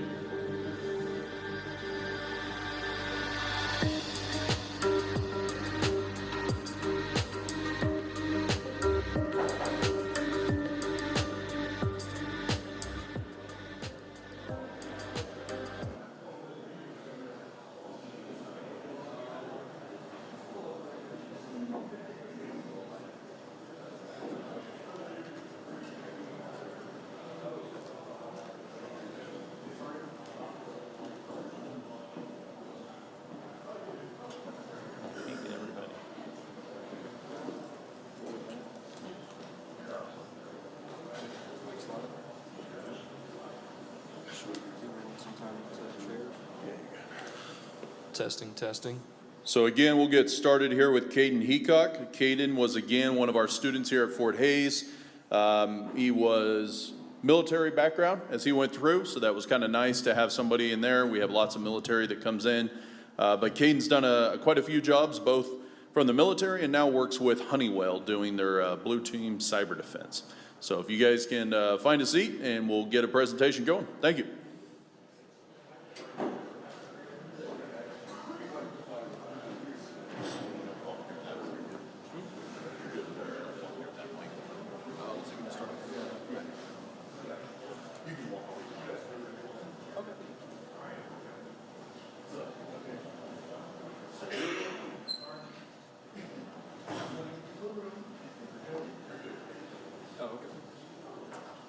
Well, hello, my name is Caden Heacock.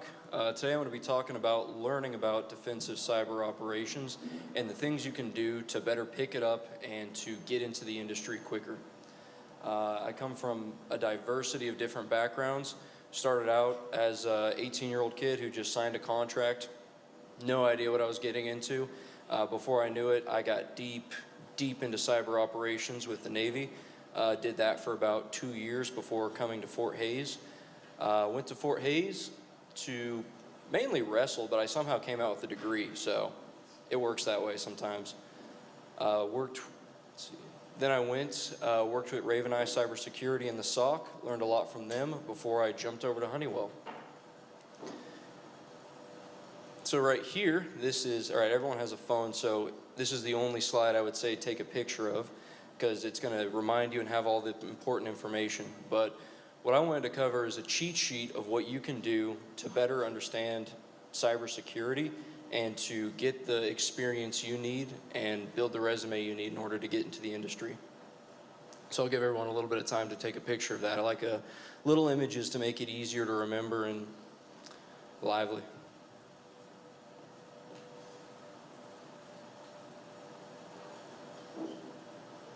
So after everyone has had time to take a picture, the first topic I'll talk about is having a group of peers. And that's one thing I love about the Fort Hays Cyber Program, is you can have a plethora of peers, students from all kinds of different backgrounds to learn from, talk to, and engage with. Whenever you get those conversations going, you can start to learn quicker, pick things up more, and get someone to play with, because not everyone knows everything, kind of like what Chris was talking about and what Stephen was talking about, and it's getting those groups to talk and learn things from each other. Another one, like conferences here or conferences whenever you go to B-Sides, Kansas City, that's I know is coming up in April. You get to network and talk with people and get to learn more about what's going on in the industry right now. And one of the best tools to be able to stay connected with them is Discord. Simple tool, love it, makes it easy to talk with people and just pop up conversations. Next, and this is one of the big things I like to talk about, is having a mentor. I have a mentor, and he's been in the industry for 10 years, and he's able to funnel all 10 years of that experience into me within a year. Yeah, mentors can help to jump you really far ahead and grow exponentially. For instance, hey Jason, how many years of experience do you have in IT and cyber?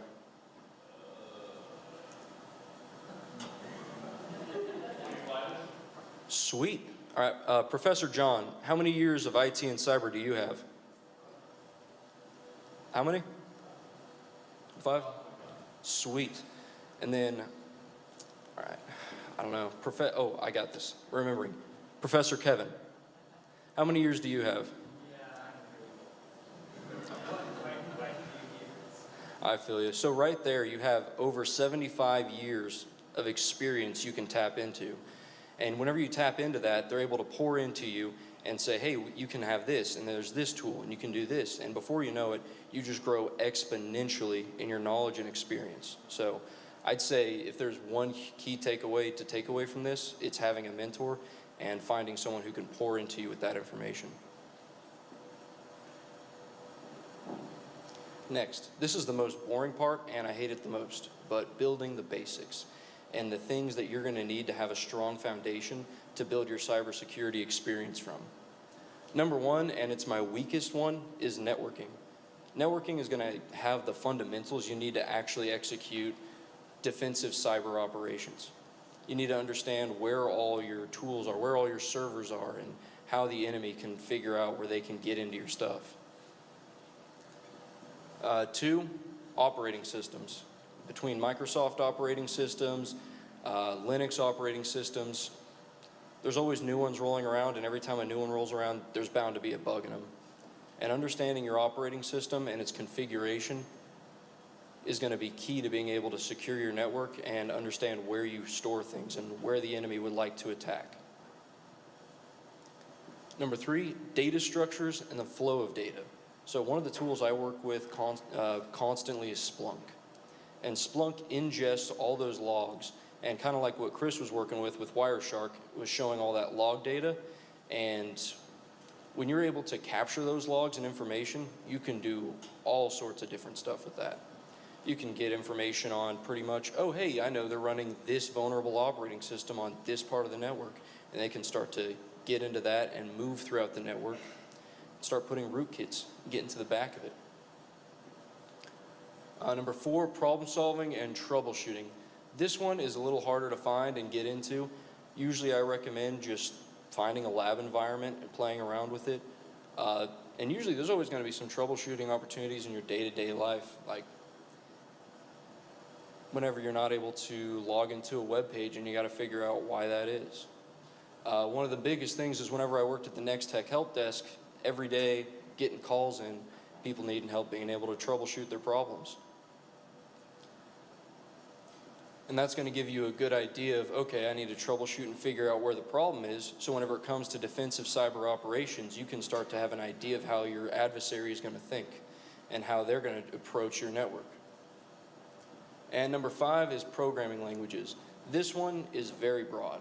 You can go as deep or as shallow in the water as you want. You can go from, okay, I know how to read Python, I know how to read these languages and see where they're at and how they operate. Or you can go in as deep as, oh, I want to develop my own code to execute against my own network. I want to be my worst enemy so my enemy isn't as bad. Now, using online lab environments is phenomenal. You can learn about some of the tools and some of the ways hackers are able to exploit your network. Now, real quick question, show of hands. How many people have used either of these websites? Sweet. How many people know you can use this on your resume? If you're in the top 1%, top 2% of Try Hack Me, people are going to look at that whenever you're going through those job interviews and go, oh shoot, this guy knows what he's doing. He's been running through these different lab environments. And they'll also put that in another perspective. You can put on your resume you played games, and people would hire you for that. I think that's sick.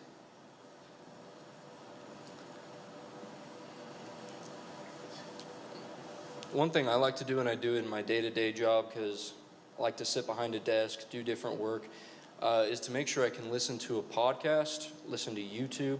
I'll have that information going and flowing into my head, listening to different talks. Sometimes they'll put on different hosts, and that's a good resource of information.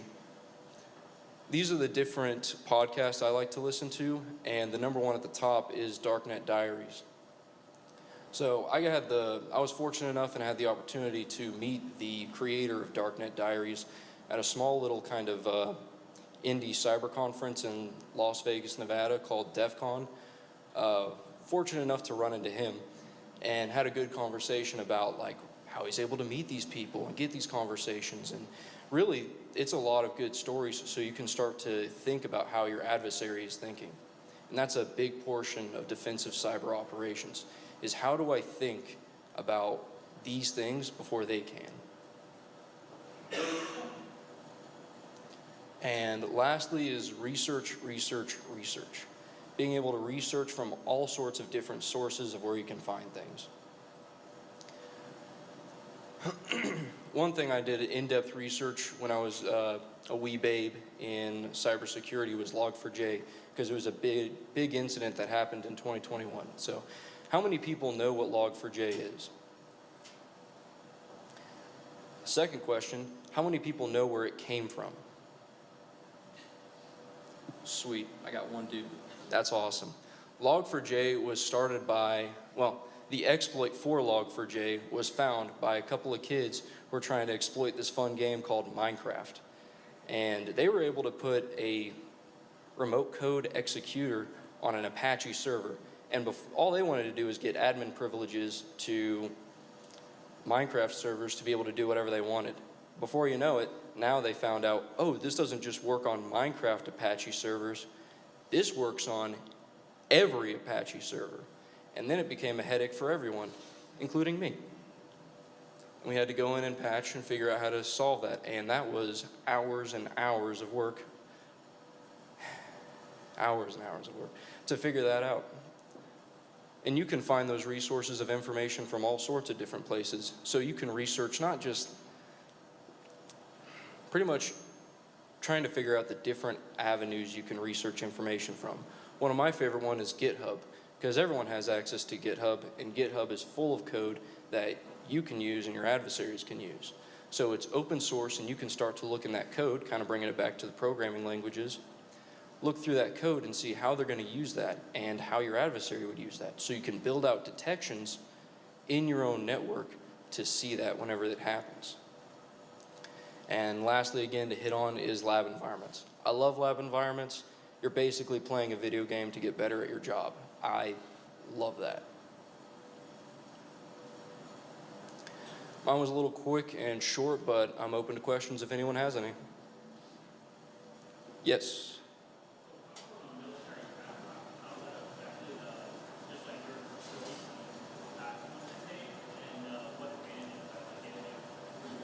Coming from a military background, it has affected the way I think about the cybersecurity landscape. I no longer think of it as, I used to want to go into website development, and I used to think, oh, I just want to have this function and this feature and this availability. Now coming from a threat landscape from the military, I'm able to say, okay, or able to see, okay, my adversaries can use something as simple as a search bar to be able to exploit that website. It had completely changed the way I saw the internet. I no longer saw the internet as this giant network of like web pages and resources. I saw it as this like sea of pirates where everyone's just wanting to get their own. And some of the advantages of the military that I love that I was able to take advantage of is a clearance. So if you go through the military, usually they'll go through a rigorous process to try and make sure, hey, are you someone you can trust? They also ask the very dumb and simple question, are you a terrorist? To which everyone answers, no. But that clearance is a great opportunity to be able to work in different security fields and environments. And that's one thing I love being able to take advantage of and helped me to get my job at Honeywell. Let's see. I believe you had a question? From all the different podcasts and stuff you listen to, have you got any sort of good nugget of Yeah, let's see, that's a great question. Let me think about that for a little bit, because I've listened to a lot of podcasts.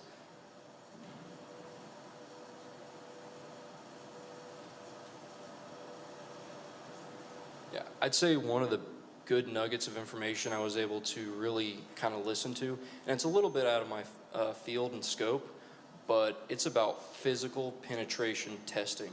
And it makes you rethink about the doors and different environments you have around you. And it really makes you think, oh shoot, someone can just take this little tool they buy online called a Flipper Zero, punch a couple buttons, and they just get past this high-tech kind of door scanner. So yeah, you could learn so much different things, not just in your field, but out of the field, to have a better understanding of the threat landscape. Being in the military, and you mentioned that you were a wrestler, and you have, obviously you have a pretty good, knowledge, in terms of defense. Living in America, what would you say is our biggest threat in terms of cybersecurity? Who has the most interest in trying to basically get information from us? That's a great question. The best way to think about the threats to our nation and to our different companies is thinking about your threats are like, your adversaries are hungry lions that are always prowling and looking for your vulnerability. We have threats from everything from something benign as people who are gamers who are trying to find an exploit that someone else can take advantage of, to state actors, Russian actors that want to get into our energy grid, and if they can get into the energy grid, put a remote execution box on that, shut down all the power through half of America, most of America. I mean, Stephen hit on some topics like that before. If you can shut down power, you're starting to lose availability, you're starting to lose lives. So. Would you say the military starting to become more cyber security minded? Oh, absolutely. One of those recent things that the military has been doing is Space Force, which, I mean, I thought it was kind of a joke when I first heard about it, and then I realized and got to meet some more people and understand the Space Force is more of just the military's cyber branch. So, yep. Okay. You might talk about what branch of military you're in, and the reason I think that's nice and interesting is where that matches, where they can still be in school and do what you were doing in the military from your end. Absolutely. I started out I'm still in the Navy, and started out in the Navy as a cyber warfare technician. Put us through rigorous training to be able to be good at our jobs so we can keep America safe. And what was the second part?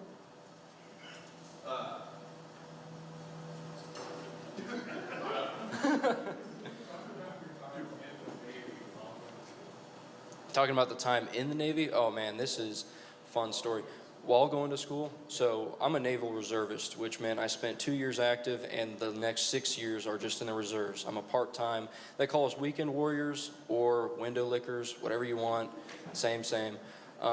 It's nice because I get the opportunity to then go on operations, for 2 weeks, a month, 6 months, go on some operations to actually go work with three-letter agencies like the NSA, the CIA. I get to go work with boats and stuff and get to check out the cybersecurity that we use to keep those ships that are on the water safe from adversaries, so the adversaries can't affect them, change their course, or try and attack them. But the great part is I was able to be a part of the Fort Hays cyber program and to learn from not only the different peers I had around me, but pour into them as well. And it's great because you have the opportunity to go from, hey, I'm in the industry, and then take a step back or a foot out and go, oh, hey, I'm at school. I'm learning about these different things. I'm learning about networking. And the one thing I loved from Professor John is I was very weak at networking. But being able to go back in and say, oh, okay, I have a professor I can work with. I got these different labs they put up. I can start to better fix that skill that I'm weak in. So it was nice because you get to hop back and forth. Oh. This is my final question. I think with the election stuff coming up, and obviously there's always, when you come to elections, there's always like certain topics that they speak of, and obviously you hear a lot about like the border. Would you say that cybersecurity is a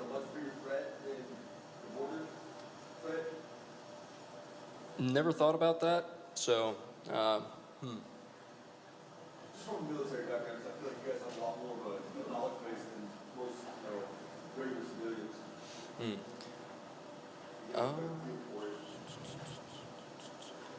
I would say just from the open source information that's out there and it pertains to America and cybersecurity, that we need to focus on some of our blind spots when it comes to cybersecurity.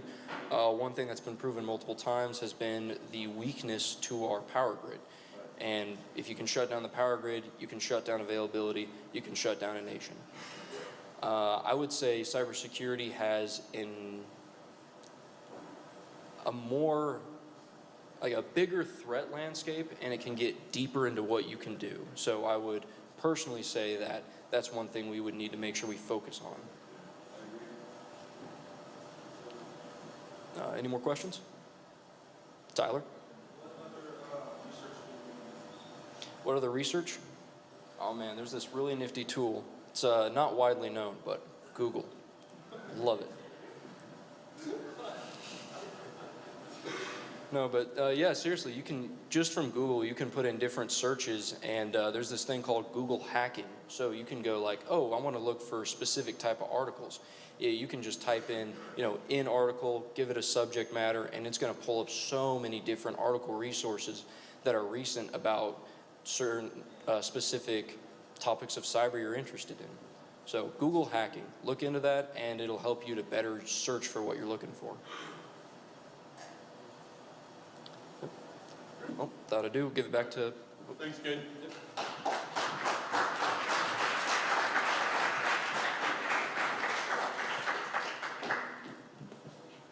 All right, so we are down to talking about the Fort Hays Majors. So we want to give you a little bit of an overview as to what we do here at Fort Hays. Let's see, as I go through this, I'm going to start with John and Kevin, if you guys want to come up to the front. And that way you guys are ready for your section. We'll introduce ourselves, and then we'll jump into the major section.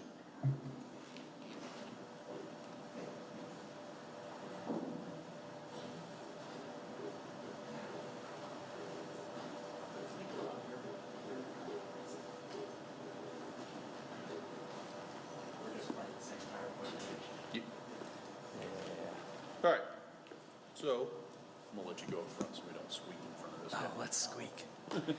Well, thank you for coming, everybody. Let me introduce myself to start. My name is Kevin Schaefer. I am an associate professor here, and I also serve as interim chair of the Department of Informatics.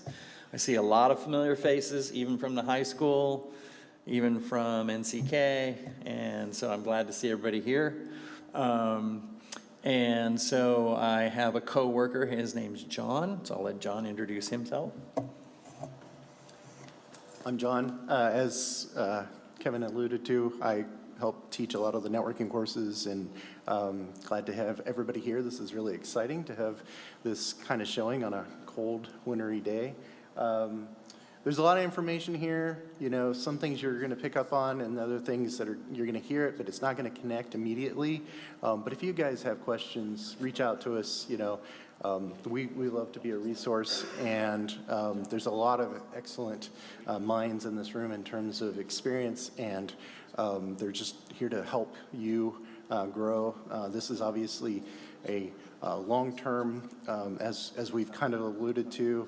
The things you're learning here, you're going to continue to build on, and there's going to be jobs in this field in a very long time. So there's a lot of opportunities, but it's an ongoing, growing process. So what you learn today is just going to compound and continue to help you as you move forward. So we are certainly resources, but we love having our students come back and tell us about what they're working on, because they can give us insight, and so it's a collaborative effort. So now we're going to talk about our programs, I think, but recognize they're always under revision and change, and so part of that is exactly what we have here with this conference is about. That is what's new and what's current. Thank you. So let me give you a little bit of history.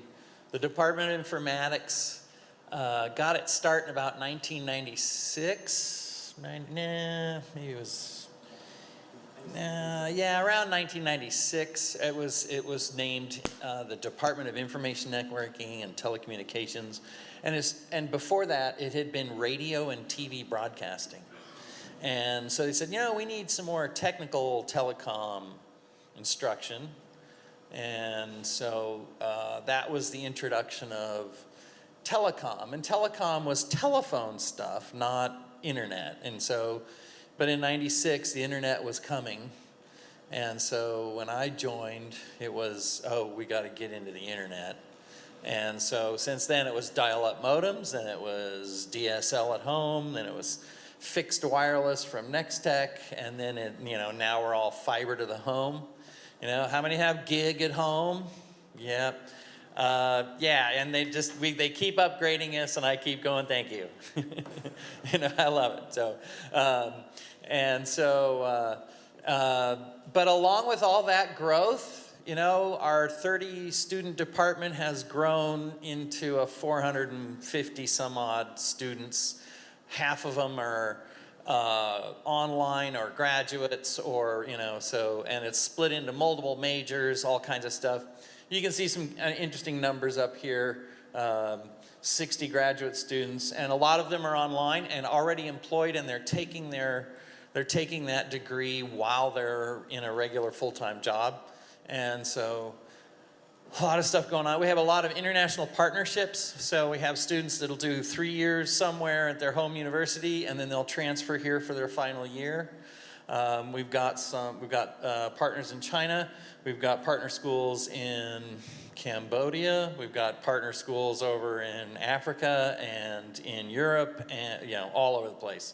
And that's because we have a lot of value. We're not overly expensive. And we have access, and 4 Days has been doing distance learning for 30 years, 40 years, We've been doing it a long, long time. So anyway, let's talk a little bit about Gordon's Media Institute. Gordon's meetings. Oh, is Gordon not here yet? He's not here yet, but no, he'll be here for all the activity times. So inside of our department, we have information production, manipulation, and transmission. And so production is sports casting, esports casting, radio, TV, audio, video production, digital cinema production, all that kind of stuff. Well, any kind of media is at this production level, and Gordon is a professor who's come in our department, and he's all about new forms of technology, devices, and media and production. And so he also runs the Institute for New Media Studies, which is a lot of grant-funded experimental cool stuff. He'll have a section back in the back where he's got some kind of, beta. Virtual reality and augmented reality. Well, it's a Vive. You get to put on the Vive headset and do some stuff, but he's got some kind of independently developed stuff for you to check out. It's pretty cool. It's not just your regular Vive game, but Vive's a neat handset. It's great. But anyway, so Gordon Carlson will be here, and he'll have an activity back in the back corner. Definitely find him here today. Yeah. So Gordon, he'll come when it comes time for the activities. So these are like our 1970s versions of ourselves, okay? Because I still have no hair, but I'm fatter now, and John's got the disco the disco suit on. It's great. All right, so we have a variety of programs. I'm associated with the computer networking track, and that was one of our original transmission pieces, right? And so this is migrating into computer networking and cloud infrastructure stuff. So Amazon Web Services, virtualization stuff is all included in the computer networking. So, like Nextech kids, you're all, and NCK, you're like doing the Cisco curriculums, right? Well, that's step one, but then, how do you put all the services on that help run that stuff? And it's all the virtualization. I got to have a DHCP server, I got to have this server and that server and all that stuff. All that's kind of included in this track. Cybersecurity will overlay this So buried in this track, you're still going to get like a network security class and some Wi-Fi and wireless and cellular system stuff and things like that. But anyway, so I want to introduce something we just started, and that is what's called an accelerated program. So if you come and take the networking track, in your junior year, you come to a faculty and say, hey, I want to apply into this accelerated program. You just an application process. You get accepted to take a few grad classes while you're finishing up your 4-year degree, and they overlap. So you get double duty with the classes. They apply to your undergrad, and they will also apply to your grad. And by doing that, it means after you graduate with your 4-year degree, you only have 1 more year to go to finish off the master's degree. So this is kind of overlaps, connects together, and shortens the amount of time it takes to get a master's. And then you get into all the cool advanced classes where you get to really play with cool stuff. But anyway, so there's a accelerated master's program for computer networking, but we have a couple others. For example, there's a cybersecurity accelerated master's. There's a web development accelerated master's. And I'm sure we'll have, I see high school students, by the time you were here and getting close to being junior, we'll have additional accelerated programs, probably MI or IS and stuff like that. So, okay, let's move on. Yeah, don't let that guy talk too much. No, that's fine. So first of all, if you come to Fort Hays, make sure you're applying for scholarships. And it doesn't matter what major we're talking about. We have an application process where you go in, you fill out the form where it says opportunities. You can search what available scholarships there are, and then you'll get in and you'll sign in. Every year you want to do this before the February 15th deadline. After that deadline, you're not eligible for that next year's scholarships if you don't fill it out. So it opens up.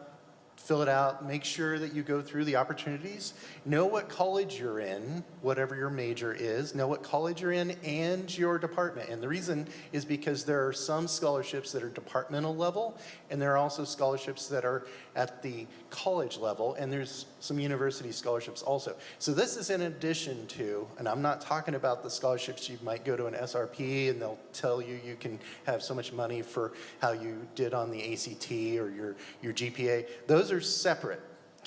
Make sure you're getting those as well. But these are scholarships that it might have been someone who had a loved one who went through our program who just thought the world of their experience and decided, you know what, I want to start a scholarship, and the rest of the family members contribute. And so now there's this fund where a scholarship is available. But it might be tailored to, they want to make sure it's for someone from their county or their region of the state. So that's why you have to get in and do a little research, because you may find out you're eligible for certain scholarships that others aren't. So when we look at the list, if you didn't apply, you're not on the list. But if you applied, then you have this potential for being eligible.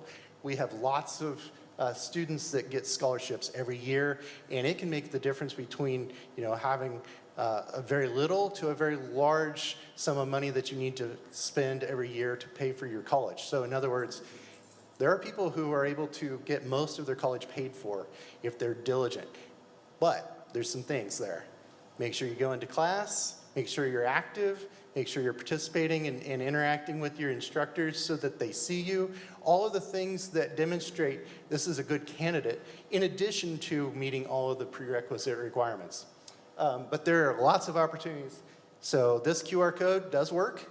It will take you to the opportunities if you want to scan it. If you're a senior, we've just passed the deadline, but that doesn't mean don't check it out, because next year, after your freshman year, if you would come to Fort Hays, you want to start knowing about those potential scholarships, and there's lots of resources. So please don't pass this opportunity up.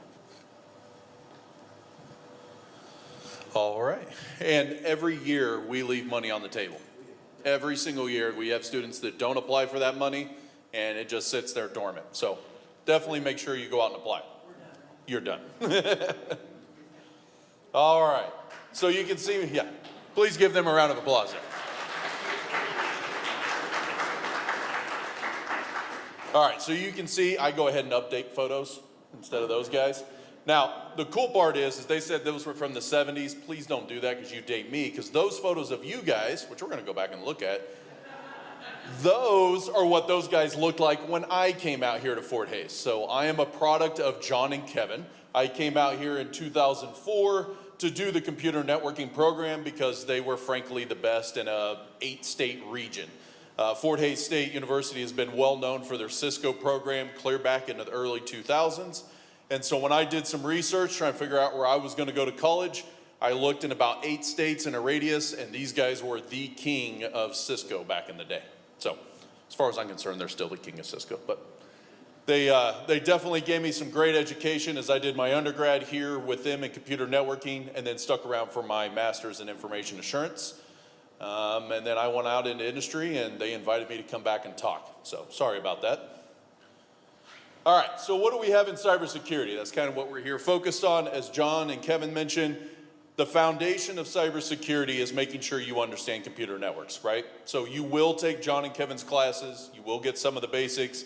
You're also going to take some classes in operating system security. So you're going to see stuff like Linux over there. Jackie, who's got the camera, he's trying to take a picture of everybody right now. Wave at Jackie. He's in the back. All right. Jackie helps me teach a lot of the cybersecurity program. So he's focused on the operating systems. He's going to get you into the Windows courses, the Linux courses, etc. We also just picked up a new one here, which I haven't updated the slide, but he's also teaching some Red Hat stuff in there as well this year. We're also going to go through network security firewalls and things like that, like John mentioned, or Kevin mentioned, within mix of the networking. So we're going to teach you a little bit of Palo Alto classes as we go through there. John teaches our VMware certified courses, so you guys will get a little experience as to what virtual machines are, both from a desktop perspective as well as the back end. That is something we use all the time in cybersecurity. So let's see, Steven, Jason, Lance, how much do you guys use virtual machines in business? Just a little bit, right? Just a little bit. Exactly, right? So, and you guys can pop those in anywhere. Jason, Lance, I'm going to pick on you guys because you're sitting over there in the corner. You guys are able to deploy little boxes and be able to set up things really quick with virtualization, right? So you can do some monitoring and testing and things like that. So they don't have to physically be there for their clients. They can jump in, drop in a box, and do some testing against the network and figure out what's going on there. So really, really good.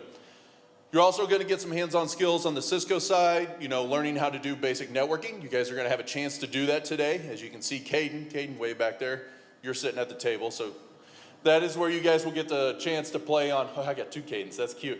And they're both at the right table, perfect. So if you guys want to check out your Cisco stuff today, figure out how to do some computer networking, go find out that activity over there. Jackie's also going to be running to capture the flag, so you'll see these laptops that are running this direction. Those are going to be the capture the flag laptops. You can also play that from your phone here today as well. All right, and then AWS Cloud Practitioner, John's going to teach that as well, making sure that you guys not only know virtualization on-premise, but you also have an idea of how virtualization works off-premise and out into the cloud. Does anybody know what the clouds are? No, it's not that cumulonimbus thing that dropped all that snowy white stuff earlier today. That is where we send everything off to imagination, right? No? Somebody help me out here. I'm falling asleep. No? What's the cloud? What's the cloud? What's that? You said it up here. I was actually talking to him. Even better. What's the cloud? Bunch of servers, right? They hide all over the world, and we put our apps and applications up there so we don't have a bunch of stuff on premise, right? Very simplified version of what the cloud is, but we're out there. So what is the undergrad cybersecurity program? We're going to try to train you to be SOC analyst and technician. Where's Caden at? Caden Heacock. When you graduated from here, that's what you went and did, right? So he left to be a SOC analyst onto a network operations center and in a NOC. So one of the cool things that we're going to have here in the next year is we are going to have a NOC and a SOC here at Fort Hays so that you guys can actually get some hands-on experience doing that stuff, right? So he mentioned Splunk. Does anybody remember what Splunk is? No? So Splunk is a SIEM. A SIEM is a place where all of your logs and all your core network information, everything's going to get dumped into a main log server so that we can figure out when threats and alerts are happening. All right, he talked about Splunk. Splunk is one of the best ones that is available out there in industry. We are now a Splunk authorized academy. So you guys will learn how to do Splunk and learn how to do some of the things. When you go out in the industry, they want to hire you because you at least understand what those are. There's open source ones. You guys will get to learn that as well. But Splunk, if you can get your hands wet in there, we can get you some certifications. You're good to go. Other things you'll learn in there is things like crimping cables and pulling cables and Jack and Leroy house crimping and pulling cable. You guys love that? Raise your hand, guys. So these are 2 high school students that worked with me this last year doing things like crimping cable and stuff like that out in industry so that they could get some experience before they came into the program. Because you're all coming in the program, right? Good answer. Paychecks won't show up unless you answer yes. All right. We also have 2 master's programs in cybersecurity. So our MPS in cybersecurity is going to get you to be a digital forensic investigator. We're going to do that penetration and vulnerability testing, which is some of the stuff Caden was talking about here earlier, as well as Chris was talking about some of the things that you can go and attack and hack, right? So you guys are going to learn that in the master's program. As John and Kevin mentioned, we do have a fast track advanced program, which can get you through that in a year. So you get some of these cool hands-on classes much, much faster. We're going to take you through some CompTIA certs. We are also an EC Council Academy, which we'll show here in a little bit. That'll get you some hands-on with some quick certifications that are out there in the industry. And then the other side of it is our information assurance program. As I mentioned earlier with Tyler, Tyler came into this program here, which is the cybersecurity side. He had all the technical chops in the world. He had no problem there, did you, Tyler? He was doing just fine as far as I'm concerned, but he had the ability to talk. And because he had the ability to talk and he could get along with people, we kind of pushed him over to the information assurance track, which has worked out how well for you, Tyler? All right, there we go. So what you're going to focus on in the information assurance track is more like your information assurance policy, governance, compliance, working with different companies to make sure they're compliant with what they're working on. So you may not be the technical keyboard warrior. There's going to be some of that. But it's more focused on public policy and governance. You're going to make sure that that business can conduct the business in a safe manner, and you're going to make sure they're complying with everything in there. One of the big compliances that has come up, and I know Tyler will talk about this during the panel, but the CMMC stuff from the federal government is huge right now. That could probably employ every single one of you if you went into it tomorrow, all right? So what is that? If you guys have a hardware store back in your hometown, right? They sell nuts and bolts. If they sell nuts and bolts to anybody that does anything with the government, they are what's called a supplier, right? And we all learned during the supply chain, during COVID, that things could be completely blown up if the supply chain goes bad, right? The CMMC protects the supply chain in the United States. So if you supply nuts and bolts to anybody dealing with anything in the government, you have to be certified to make sure you are compliant with policy. So now you're taking somebody's hardware shop and making sure that they're CMMC compliant. Do you think they are? No, they're used to selling nuts and bolts, right? They have no idea. So these compliances, that's a very broad generalization, but there's a lot of CMMC clients out there that really need a lot of help. And from my understanding out in industry and what I'm hearing from a bunch of people is there's such a big shortage of getting people to do this kind of thing. The great part is, if you're a technical warrior, you can do both of these. And I've had grad students go in and do both master's programs. No, they were not a glutton for punishment. They were because when they went out in industry, they could flip the coin. They could either be the technical guy or I can be your compliance research guy, which means they're a dual threat. Now in industry, they got paid a way more because they could do either one. They could go from the tech side and explain it to people that had no idea what technology is, all right? So these are all of our academic partners. We're constantly adding to this list. You're going to see things like EC Council, Cisco, Splunk, VMware, et cetera, that I already talked about. One thing that we are is we are considered a CAE, which is a Center of Academic Excellence. We got this actually back when I was doing my master's in information assurance in 2009, where we are considered one of the first, we were the first in the state of Kansas to get this designation. This designation is from the NSA, the Department of Homeland Defense.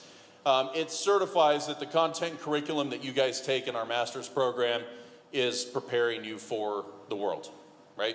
So a lot of students come, they want to get any kind of education they can from a CAE school, because they can put that on their diploma. We give you a letter certifying that you got education from a CAE school. Industry employers know exactly what that means. They don't have to guess whether or not you got the education. What did you do in your Windows class? What did you do in your Linux class?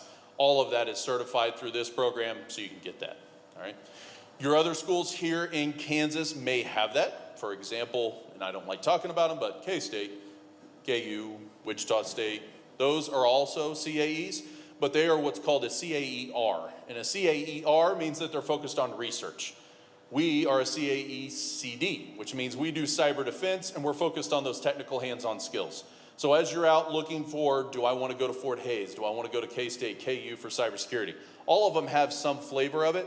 What you're going to find is all those other ones are born out of computer science, all right?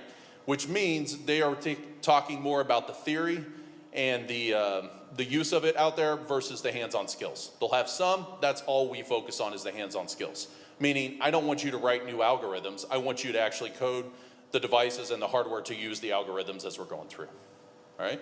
If you want to learn how to create the next encryption algorithm, that's definitely not our department. We can get you to the right one, but that's definitely not us.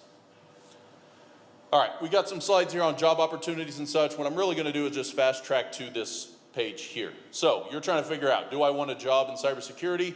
Jump out here to cyberseek.org/heatmap. That's going to show you all the job opportunities that are available out there, both in Kansas as well as in the US, all right? It's really slick because you'll find out there's a lot of job opportunities out there. What's really slick is if you look over there in the lower right-hand corner of those, it's going to tell you where those job opportunities are, but also what certifications are needed or the most that most people hold in those jobs. First one there, Security Plus. We teach that here at Fort Hays. You have the CISSP. We also prep you for the CISSP here as well. We have CSA, GAC, you're going to have CISM, and then CPP down at the bottom. There's a bunch of those that'll go all the way through. If you click on the blue tab up there where it says openings right there, that will go through Monster and a couple other ones like Indeed and find out all the certifications and what they're currently requesting. The benefit to you as a student is you can jump out here, figure out what certifications you want to chase on your own, and you can get some of those before you get out in industry.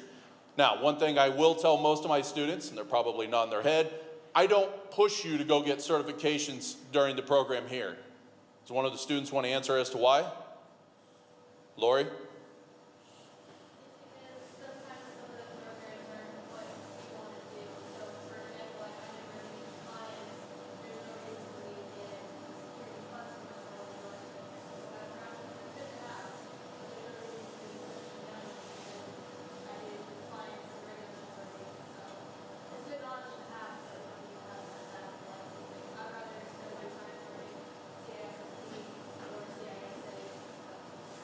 All right, so that was part of it. She took that a whole different direction than what I was going for. That's all right. What's that?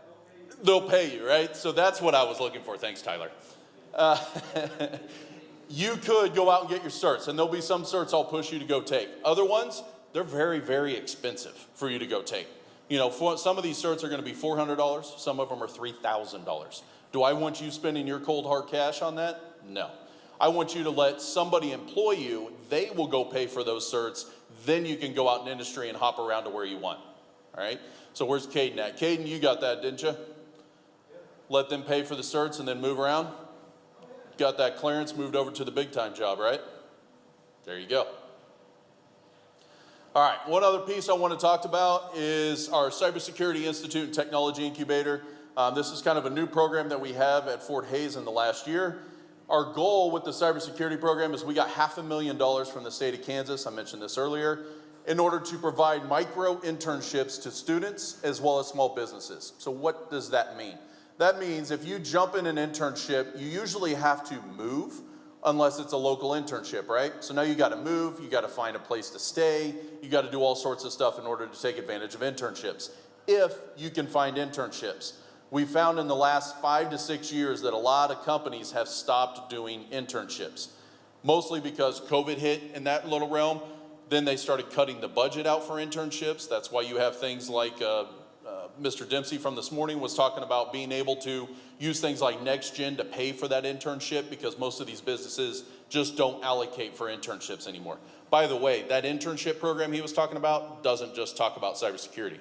if you want to do a mechanic internship somewhere, you can apply through that same program, all right? So use that, meaning that you don't have to do cybersecurity, you don't have to do IT, you could do any of those all through that internship program.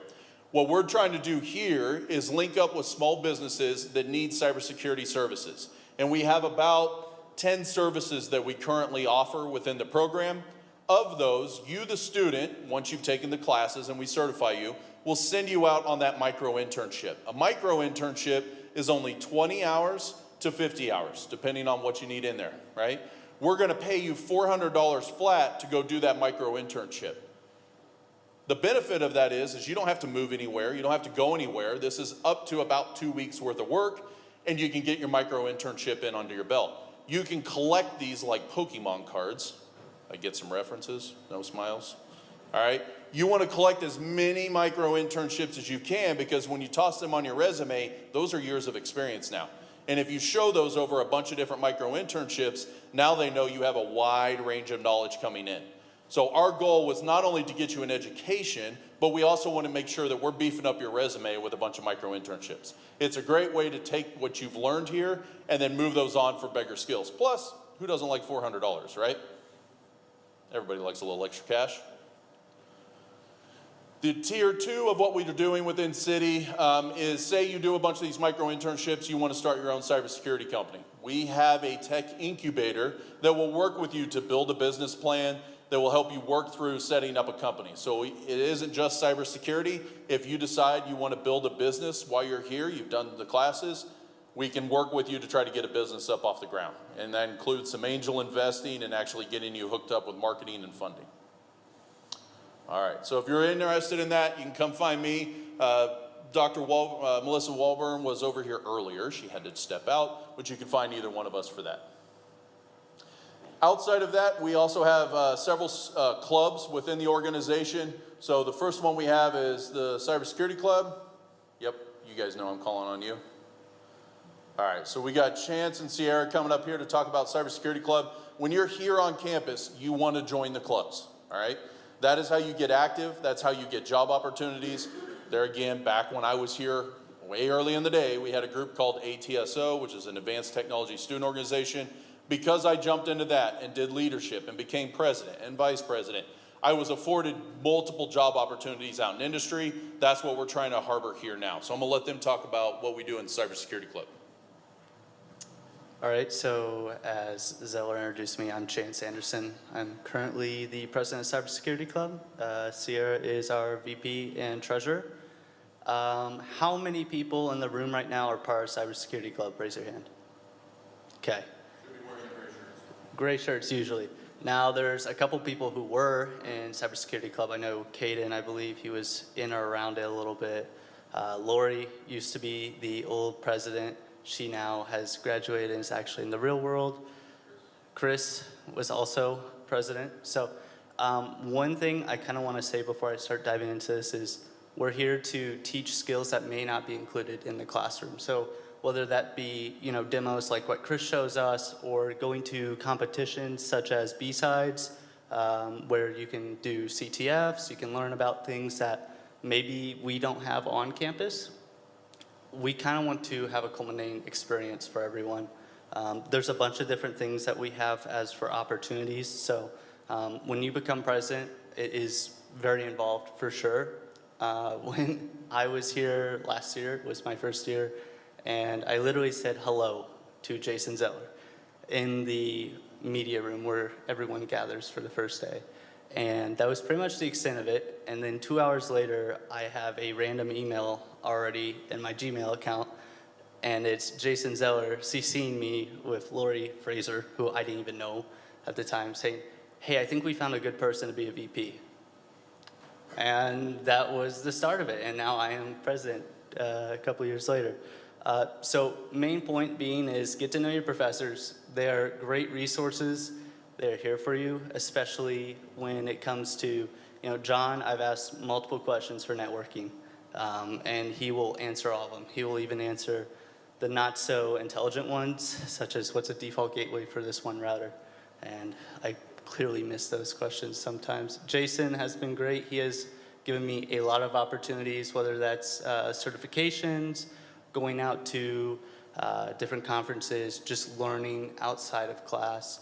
The biggest thing I think this club awards you guys is making connections. So like I said, when we go to B-Sides, there's multiple people there who want to hire you guys. There are multiple connections that Jason knows. And if Jason knows you, whether likely if you're in the club or your leadership, he's probably going to recommend you to these people. If someone's looking for work or you want to get into the incubator, he's going to know you much more rather than just saying, oh, well, I know this one person, but I don't really know much of him. So how many of you guys are seniors in high school right now? Is anyone seniors in high school or anything? Okay, we don't have Hayes High at all?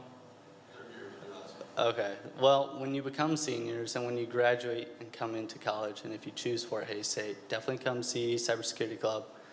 There's a bunch of resources we award. We have NCL. We're going to do Try Hack Me probably next year as well.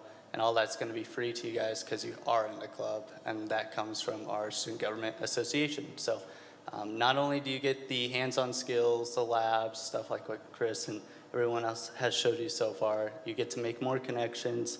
And I think personally, and this is not just because I'm president, I have learned a lot more just being integrated into an organization. And I know a lot of people say that, and a lot of people hear that, but I think it's truly important. It's helped me out quite a bit. So I definitely encourage you guys to maybe take a look at it later. So I know Sierra thought she was going to get away without talking, but Sierra gets to talk too. So Sierra is going to be our upcoming president, but what I would like for her to talk about is Cyber Tigers. So we have what's called a learning community, and she's going to describe that because she was one of our first ones in there. Yes, so I believe we were the first year, yes, of it. So our LLC, basically, it's all freshmen, and you all get together and you live in the same dorm. So we live over in Victor E, so you get to be in the nice dorms, and you all live in a pod, and basically it's people you're going to be going to classes with, you're going to be interacting with, people are going to be in club, and we go on trips and stuff. Like this year we went mini golfing, and I think we're going to go do other things like a movie, or we'll just get together in the lounge and work on things. But it's just a great resource for you to start connecting with your fellow peers, and it's been really great, and I hope to see more people there. I mean, you guys aren't seniors, but when it's time, it's you guys to sign up for that. Yep, so when you guys are seniors looking to come in, the main goal behind the LLC, which is a living learning community, is that you're going to be put with a bunch of like-minded people. Basically, they obviously have your same interests. You're all in the same group, right? But what's nice is, like she said, it puts you in a pod in the dorm. You guys are all kind of living together, and you guys have a chance to get together, do some outside of school activities, things that are not necessarily IT related, but a chance to kind of build friendships and things like that so you can build contacts while you're here. Thanks, guys. Appreciate it.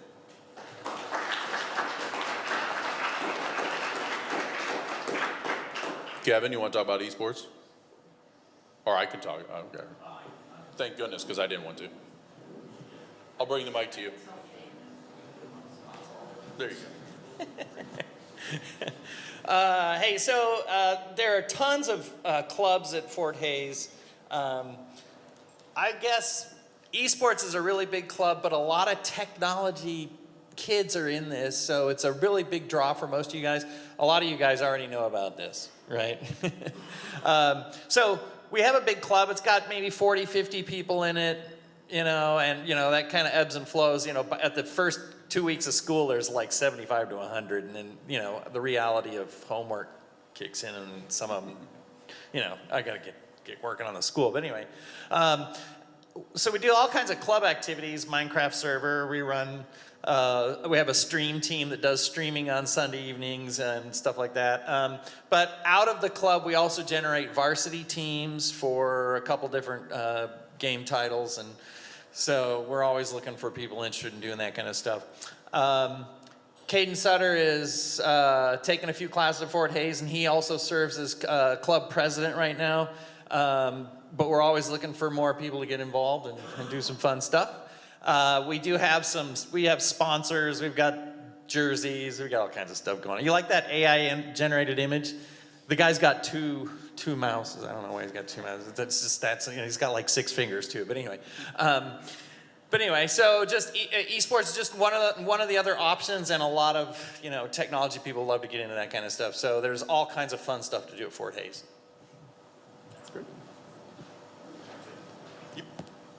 So again, when you guys come, don't just worry about the education, make sure you jump in these groups, all right? It's gonna, what's really nice about it is if you're not a very outgoing person and don't talk a whole lot, these groups are gonna get you over that. And I'm looking specifically at Chris, because you guys had Chris in the light bulb earlier, right? Chris, when he was in there, was a very quiet student. He would not talk very loud, but now he can go out and present in front of people. And guess what? That's probably what you do a little bit in your job too now, right?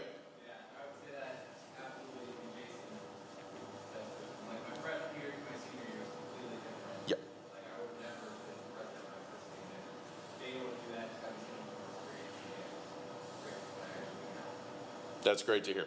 That's what I want to hear. So the more you get involved in these, like they said before, they're going to take you out to conferences. That's one thing that the student organizations are great at, is we don't just sit in the classroom. We're going to actually take you out to KC. We're going to go spend the weekend over there at B-Sides in KC, learn from industry as to what they're going on out there. You guys get hands-on activities there, but you also get greater talks than what you even see here, right? And then if we get enough funding, we've taken people out to DEF CON out in Las Vegas. We've also gone, looking forward to hopefully going to another B-Sides at another place as well. I think next year we're scheduled to go down to Wichita. They got a big conference down there. So we'll take you out to some local conferences, but sometimes we even go out of state and find some bigger conferences too. All right. So how many of you have your panel question card? And it's all filled out, right? Because guess what? You don't get lunch until it's filled out. So, fill out your panel question card. All right, remember you're gonna ask a question on the front, on the back, give us some feedback of what you think about the conference so far, all right? Yes, so what I'm gonna do is I'm gonna shuffle the cards, and then during the panel time, we're gonna start asking questions to those 4 people, all right? So, once you get this filled out, if you would bring it up here, put it on this front table. We're gonna place it right here. Then you're gonna take your lunch ticket and place it right here, and then you can go back and get lunch. All right, we have a great taco bar back there. Please eat as much as you possibly can. Don't fall asleep on me, but eat as much as you can. Yeah. Yeah, sure. If you need a different card, you guys can catch those guys up at the front. They'll get you another card too. I've got one here. Yep, no problem. And then, yeah, the purple ticket that you have inside your little badge, that's the one you're going to put in the basket. And then put your panel question up here. We're going to start up again about 12:15. We're going to give a chance for the presenters to eat a little bit. So about 12:15, we'll bring up the panelists. You guys can keep eating during that time. We'll go through the panel, and then we're going to get started on the activities.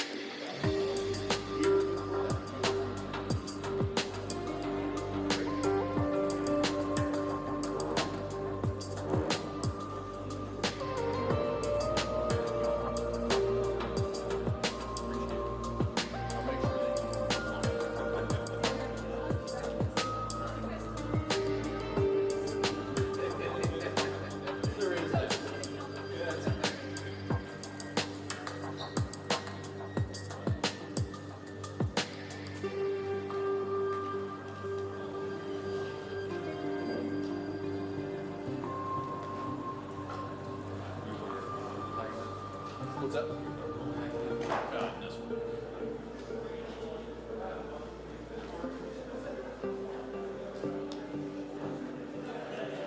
Just a reminder, at the end of the day, we are going to do some door prizes, and we got some really cool door prizes, so don't lose your raffle ticket.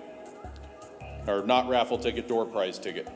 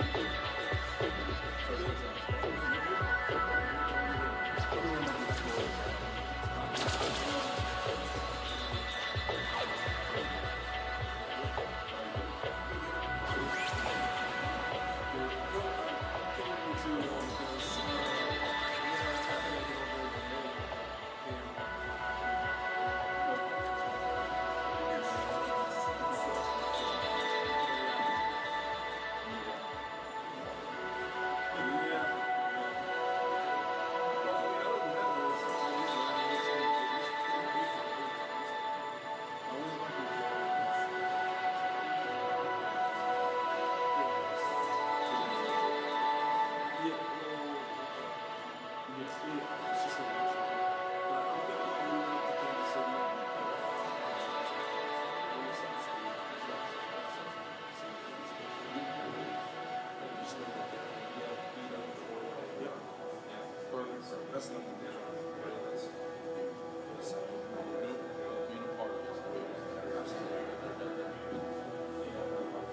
Just now got in the car, so I'm trying to work on getting things. I don't really want to rent.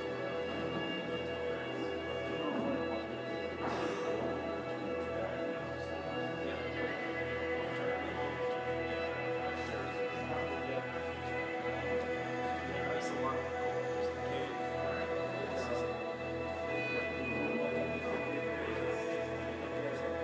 I'm up there like pretty. I'm not a good forward specifically.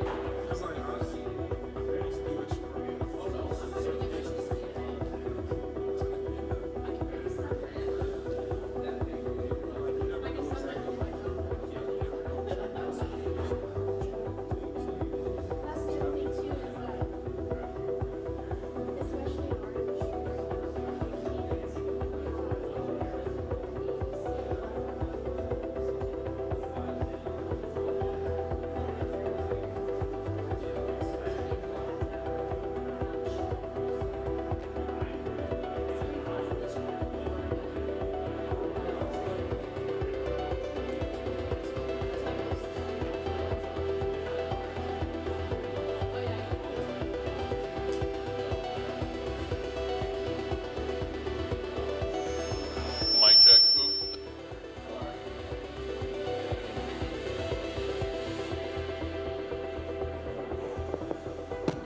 Can you hear me clearly? Yeah, great.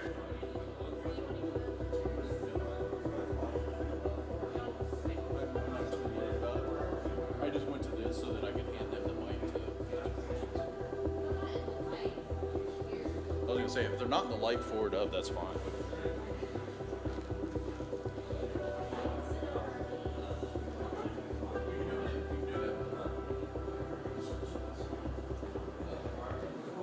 Make sure you eat the good meat.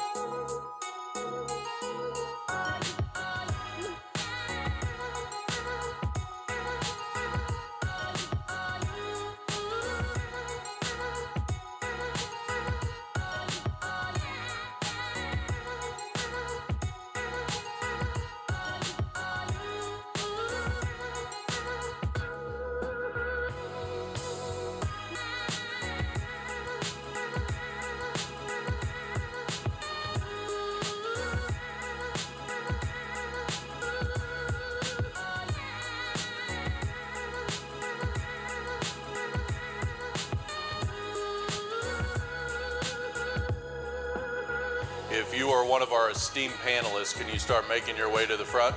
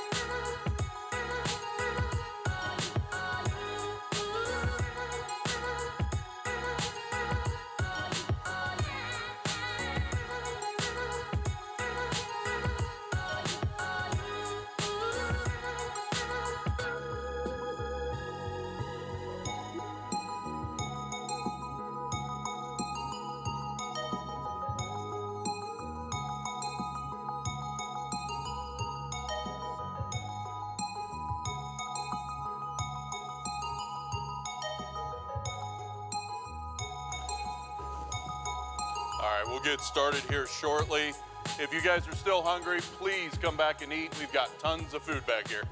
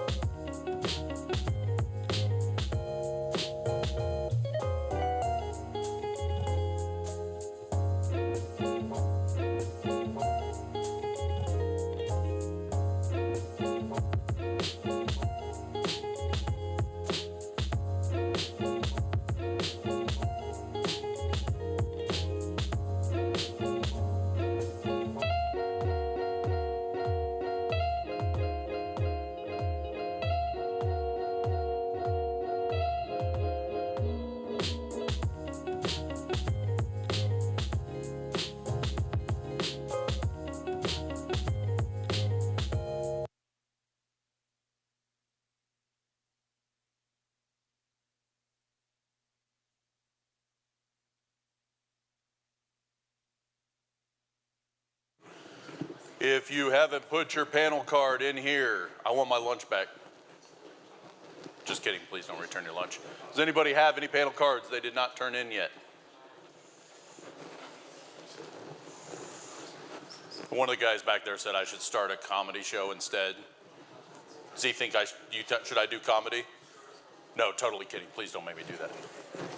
All right. If we got all of our panel cards in, we got our esteemed panelists making their way back up here and got some drinks. I'll let them introduce themselves, but we got a good mix here of prior students as well as some industry leaders that you guys have already heard from, Stephen, as well. So, and a current student, that's right. I was thinking you already graduated out of there.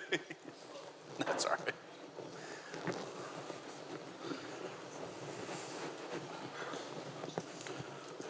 I'll let you start. Okay.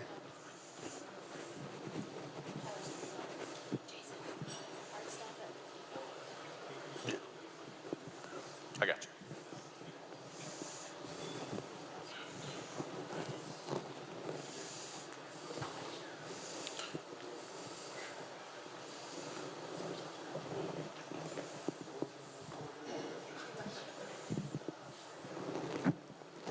All right, go ahead, Stephen, introduce yourself. I'm Stephen Kuhl, Senior Systems Engineer at Hayes Med. Perfect. Hi, I'm Lori Frazier, and I am an IT risk and compliance analyst at Transamerica Life Insurance. I'm Josh Sear. I work at Midwest Energy as a network specialist. I didn't know if you had your new title yet, so I was waiting there. I'm Tyler Levette. I'm a VCSO at Ravenon. All right. So this is one thing that we did at a conference last fall where we were able to do a panel and let you guys ask some questions, and that seemed like a lot more fun than doing another couple talks. So I appreciate everybody that turned in some questions. I am just randomly shuffling these cards, and we're going to see how many we can get through in the time that we have. All right? If you have more questions or something else you'd like to ask, by all means, throw it on a card, bring it up to me. We'll see if we can get to it. So one of the question is how much coding is used in cybersecurity? And you guys can, one or two of you can answer one and pass it down, however you want to do it. I personally do not code. I've written one line of code in my life and it didn't work. So I quit. But personally, as a VC, so I'm dealing mainly with administration stuff. So I'm not technically coding or anything like that. Depends on how lazy you are. If you strive to work 3 hours on some code to do a job for 15 minutes, then you can use it a lot. I guess for me, I have to run certain Python codes to get certain number of checks. So I don't do it a lot, but it's good to have a good fundamental. So up until maybe last semester, I think, I did a lot of PowerShell script, just automating basic tasks. But then I took this course in Python here, and I learned a couple new tricks. So I'm able to write some Python scripts that automate some tasks, and it works out pretty good. Perfect. All right, so another question is what's the most sought after attribute to get hired in the IT industry? Have soft skills. For me personally, since I am a female in this industry, it's good to stand out, one. But just in general, if you are able to articulate certain technical aspects to somebody in a board level, it's really good for you to be actually a personable person so that they can actually be like, hey, that person's trustworthy. Does anybody else? As much as it's important to know your job, it's also important to know when you don't know something. So instead of pretending like you know, be honest and know how to find an answer to a question. It's better for your team to be honest about what you can and can't do, because as many people have already talked about, you can't know everything. So it's okay to say you don't know something, just show you know how to go find the answer. Yeah, just to add to that, honesty and transparency is always going to be the best outcome for you. Great. So what are some common, how common are insufficient security systems, and why do people choose to not have good cybersecurity? I don't think it's that people choose to not have good cybersecurity. I think that they are just ignorant of it and just not aware is the biggest thing that I see. Yeah, I'd agree. It's sometimes it's financial. As much as you want to be secure, you may not have the talent or the money to pay for the talent or the money to pay for the technology. We're actually pretty blessed at Midwest Energy where we get we don't get very many questions asked to fund our security program, but not every company is that blessed. So I kind of forgot where I was going with that, so I'm going to give you the mic. I think it's just because there's so much information half the time. So you can get all these newsletters about the newest vulnerability, the newest patch. But again, there's so much information that you can only take to bring back to update your stuff. So kind of delimiting what you need based off of financial aspects can get very overwhelming very quickly. To echo what everybody else said is ignorance or lack of knowledge, and financial is really the big ones. For the most part, you run around putting out fire after fire after fire. and then you get hit with this announcement that there's a 0-day coming out for something that you were running, so you have to run and take care of that. So it's a constant battle. Perfect. And so leading up with that, what other activities involving hacking that can be used to educate people in cyber on the dangers of using, right? So what are the other activities involving hacking that can be used to educate people on the dangers of what's out there? I got it. You got that. I got it. You got it. Social engineering, making people aware of it. Hacking, 90% of it has nothing to do with tools. It has to do with your con artist type skills. Writing that crafty email to convince you to send me your credentials so I can steal your information. It's just being able to lie and be good. So educating people, especially your regular home users that aren't technically sound.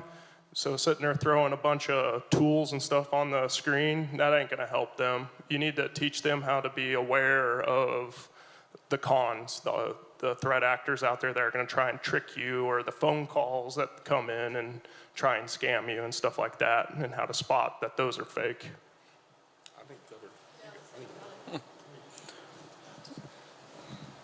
One of the big ones that I've seen recently a lot of is people calling the help desk of an organization and claim to be somebody. That is so common.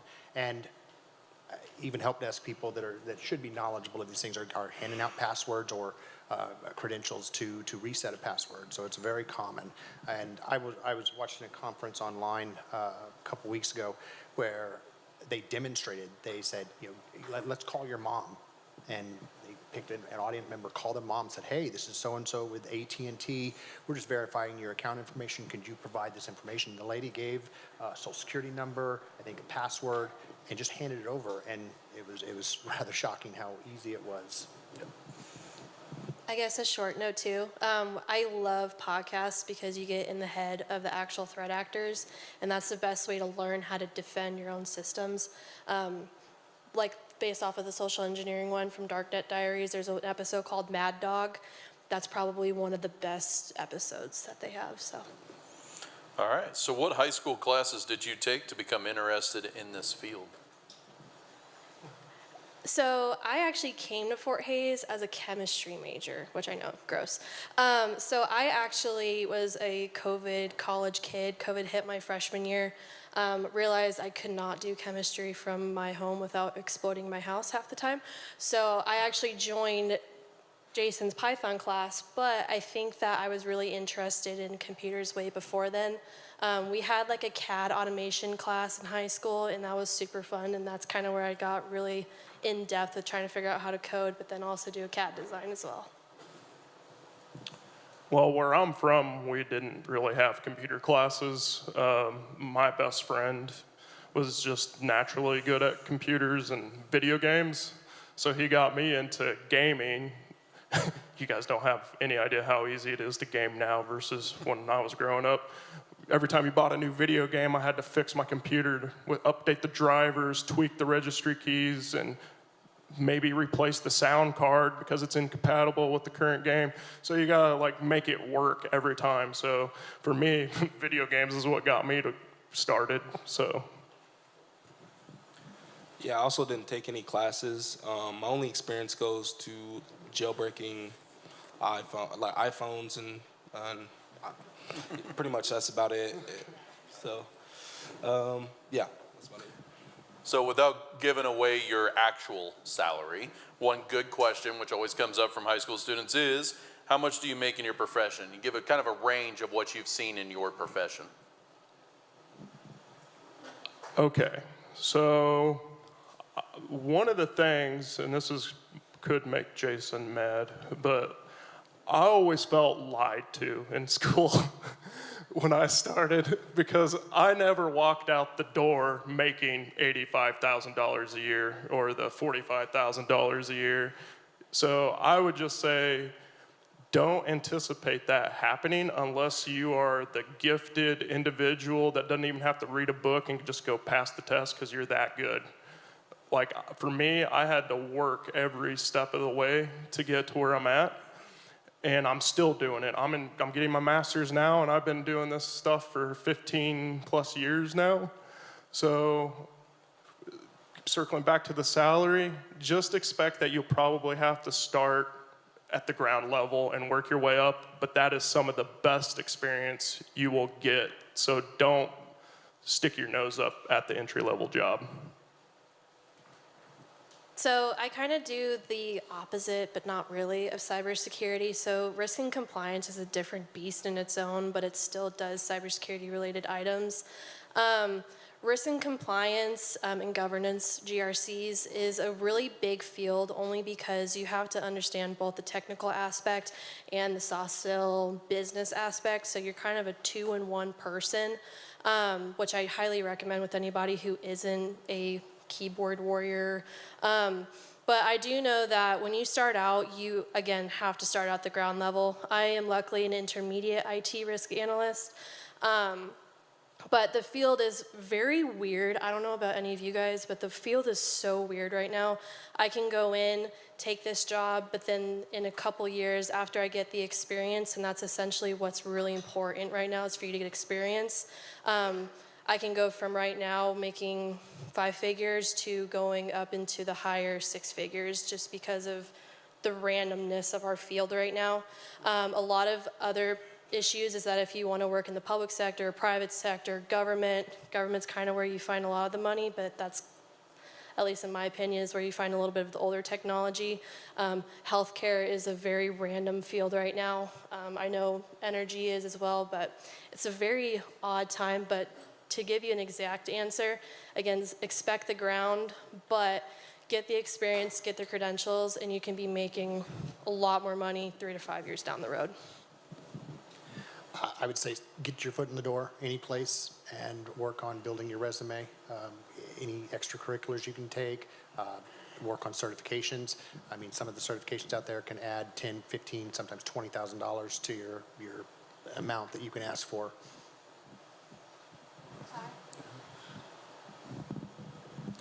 Yeah, I think a lot of the salary is going to come with location. Obviously, if you're working in California, you're going to get a lot more. So, but I definitely would say that the money will come if you're doing the right things. You're acting ethically, and you're trying to learn every day. It might not start out where you're thinking maybe the high 6 figures, but that stuff absolutely will come because I've seen it happen. Very often. So the one little piece I'll add to that is most of the students, and they'll find out when they come get their first job offers, they tend to bring it to me. And what's the thing that we look at? Do we look at the salary item? Benefits. Benefits, right? Yep. So that's one thing I learned when I was out in industry is look into the benefits package. I know everybody wants that cold hard cash in their account, but there is nothing more depressing than getting that cold hard cash and then realize you owe twice as much on insurance. You owe twice as much in retirement. You owe all these other things where some companies, they may pay you less, but they may cover all of your insurance. They may cover all of your retirement. So every time a student brings it to me, the first thing I ask is, well, what's their benefits? And a lot of that is going to be the certifications that they come in, the retirement funds, things like that. Things I learned when I was out there.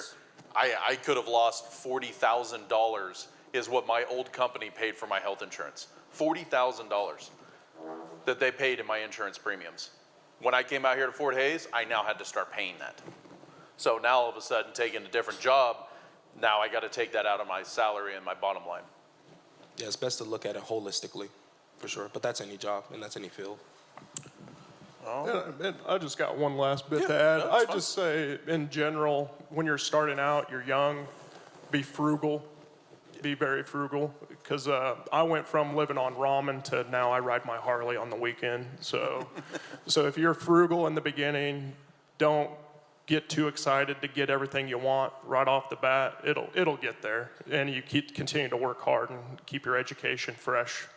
It'll get there. The other thing too is that our field has kind of, ever since COVID, kind of dispersed. So I work from home. Tyler works from home, Steven works from home, Caden does. Chris, do you do? Yeah. So we all work from home as well. So if you can find a California pay, but live in Hays, Kansas, it's pretty slick, not gonna lie. So this one's obviously good, and it kind of points into here as you guys all have diverse backgrounds. How many years of school do you have to take in order to get into cybersecurity? You're always learning. So school, you can have the certificates to get you in, but you're always going to learn. I kind of have a weird background, so I have a technical cybersecurity degree from Fort Hays, and I'm currently getting my information assurance master's, so I have 5, maybe a little bit. I think it's interesting because a lot of younger people I've talked to, my nephews mostly, you know, the idea of higher education doesn't seem to be very popular anymore. But I tell you, and you're not wrong, you can achieve what you want with hard work and education, but if you spend the time on your education, you'll walk in the door making, you know, kind of back to the pay, you'll make probably the same as the guy who has no education, who's been doing it for 30 years, but he just had to work his entire life to get there. So the education helps you walk in that door at the higher scale. So how many years? I am still in school. And I still get certifications because I want to keep making more money. So. Yeah, I think that just really depends on the situation. I have coworkers that don't have any college experience. Some of them don't. They have a GED, but they didn't finish high school. So it really does vary, for sure on that aspect. Stephen, you got anything to add on that? I started in IT in April of 2000. No college degree and a GED. And I've been going to college ever since, slowly working towards my bachelor's. I've been adding certificates and experience over the years, and you know, I'm getting there. Perfect. So I'm flipping through some cards here because you guys were asking a lot of the same questions. Are there any classes I could take in high school that you would know now? This is kind of what they were asking before. Or would it wait to college? Should they take any classes related in high school, or should they wait till college?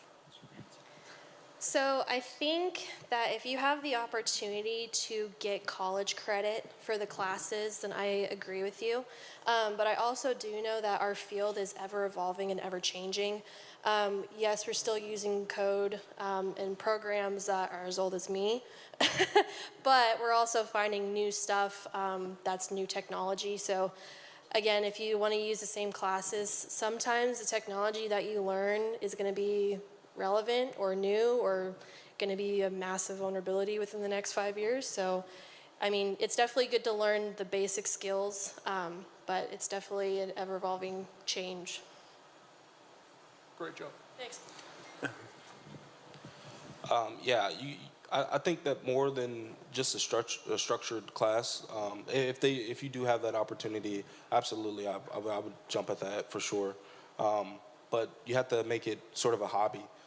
So it's been talked about, but you know, subscribing to a podcast or some daily mail, kind of just being tapped into the market and or the field and seeing exactly what's happening, investigating attacks, you know, doing case studies and stuff like that.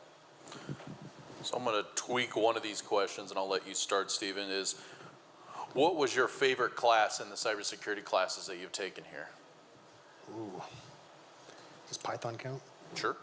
I would have to say that was probably my favorite right there. So which one was it? Intro to programming? Python? So introduction to Python, or Python and programming? I've always wanted to get into programming and understand it, and that was a real nice opening.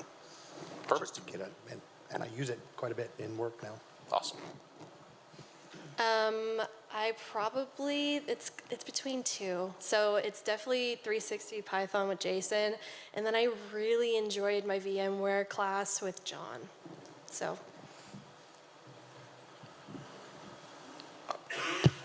Mine's gonna sound lame, but like, because I've been doing it for a while, and I always advertise myself as a person based on facts, right? So just because someone tells me over there, hey, this is how you should do it, I'm like, good. I'm gonna go Google that and see if you're telling me the truth, kind of thing. So I have a pretty strong technical background, so I learned a few tools, but quite honestly, and I'm not just trying to do this to make sure I get a good grade, but I really liked my research methods class because it helped me really understand how to fact check and find good information. Because especially if you are coming into a place that has no cyber program, you need to be able to convince them why you need $100,000 a year or $1 million a year to invest in this program that has no physical deliverable. It's all virtual, right? So there's nothing shiny to look at. So being able to say, hey, here are the trends that are happening out there and how to support that stuff. I mean, that, to me, after doing the job for a while, that was actually pretty valuable to me recently, so. Yeah, to add to that, I do think that research methods was very useful, and I use a lot of that information today. But I was really surprised how much I liked cyber law. It just really kind of took an interest in me. That might be a crazy one because it's laws, and some people don't find that all the way interesting, but I think that it was really interesting and cool. All right, so we got a fun question now. Is it GIF or JIF, and does pineapple belong on pizza? It can.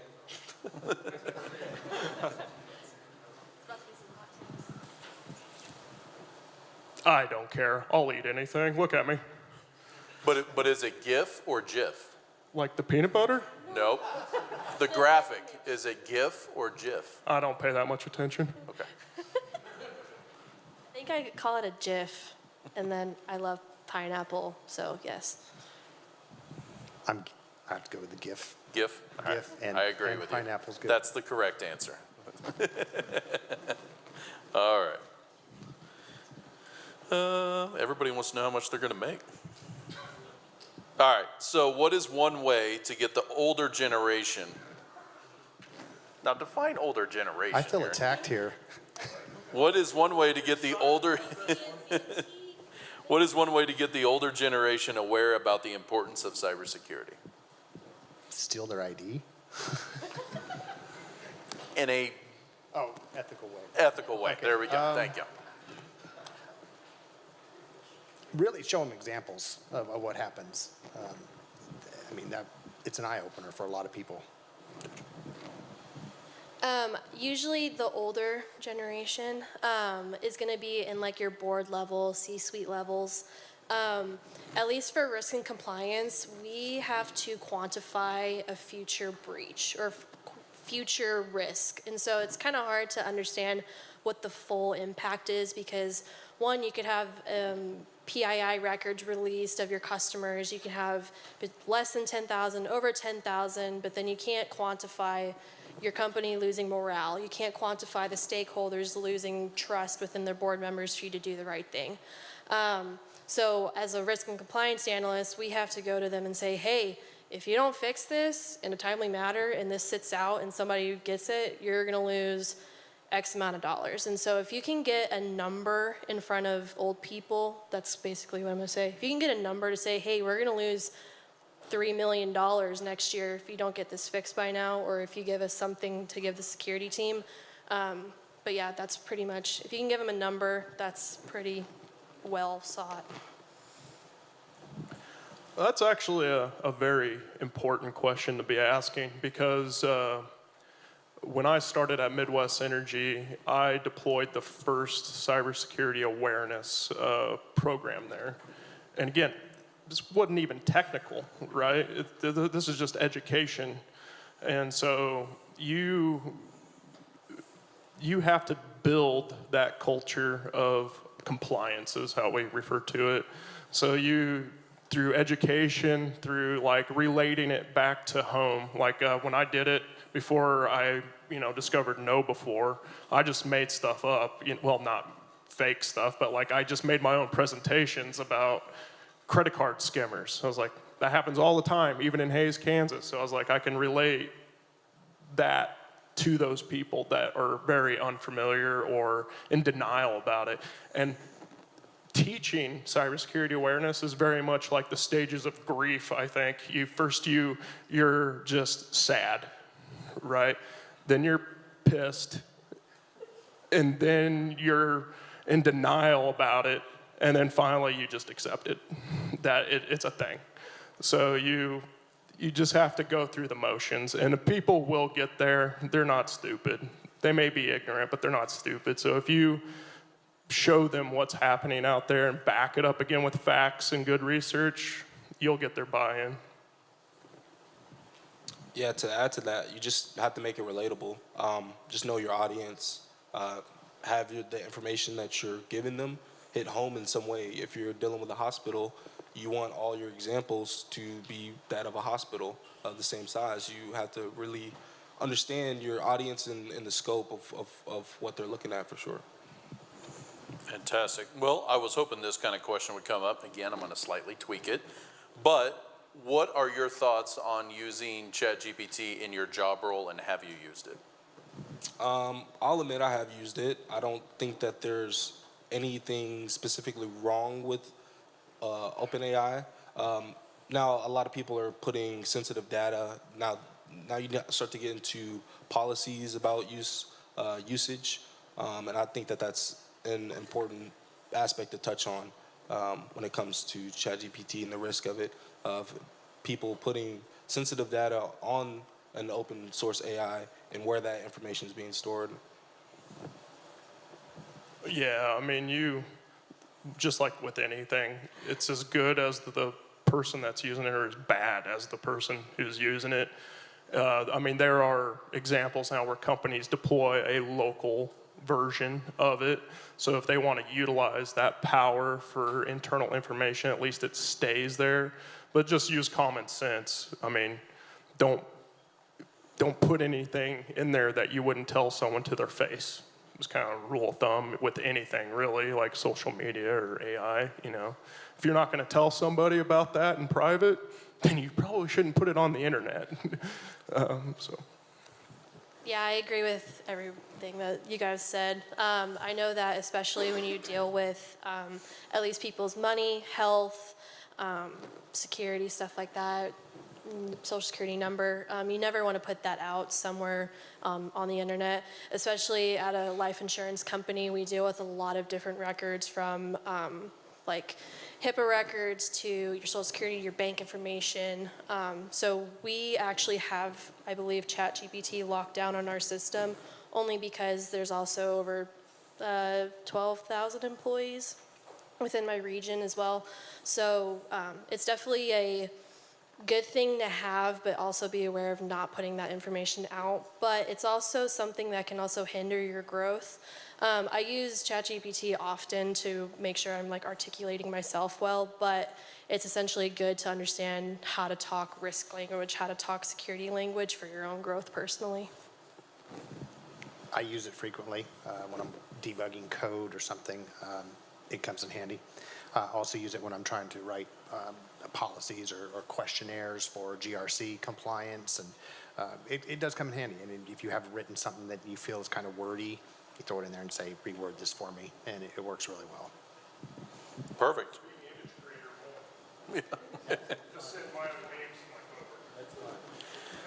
All right, so we have time for one more question, and that is, go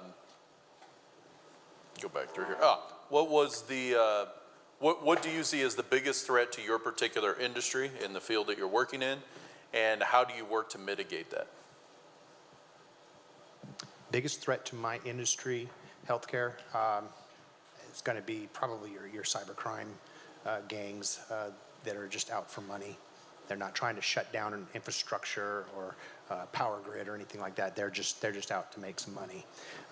You know, they're going to deploy ransomware or malware anywhere they can. They're going to use social engineering and try to get in through the front door by, you know, a receptionist clicking on a link or something like that. So that's probably the biggest threat for my industry right now. Perfect. So I work in the insurance company, but we do a lot more than that. That's just kind of our blanket. So we have a national team called Transamerica. That's the one I work for, but we are also attached to Aegon Assets. That is a global business partner that's based in the Netherlands. So we deal with a lot of different information. We have a lot of different compliance for European to Asia, to the United States as well. So we have a lot of data that's different from each other, but they all touch each other. So I would probably say a lot of threat onto our own systems. But sometimes it's the users because, again, we do have so many that's either an external facing, like for example, if I log into my retirement account, that's all hooked into my own Transamerica because that's offered to us. But then there's also other systems that there's vendors that come in, there's this section that will come in and they use our programs to make sure that their stuff is running correctly. So it's definitely the users because we absorb a lot of records, so. Supply chain. You can do everything you want to do to protect yourself in your building, but if the stuff that you're getting from your supplier is already hacked, you're already done. And so the hackers are finding that it's more difficult to phish people now or to break in through the front door, so they'll just go through your vendor that you use for support. I think, was it LastPass? LastPass got jacked in a similar way through a third-party piece of software or something like that. I can't quite remember all the details, but yeah, I'd be more worried about what you're putting in your network than what your security measures are. Yeah, I agree with the last 2 points. No, a lot of people aren't really thinking about vendor management. Sometimes that goes under the radar, and then absolutely users get overlooked. A company's greatest asset can be its greatest risk, for sure. If we're not educating our users in our company, and they're not aware of the dangers of operating on the internet, then they're susceptible to anything, really. So. Fantastic. Well, if everybody would give a hand to our panel for taking time to answer your questions.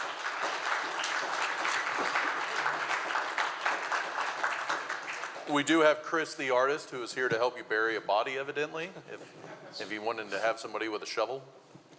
You guys are very creative on some of these. All right. Well, next we're going to get into our fun part of the day. We're going to get into our activities. So let me bring up a couple slides. Thank you, guys. You can shut that mic off if you would.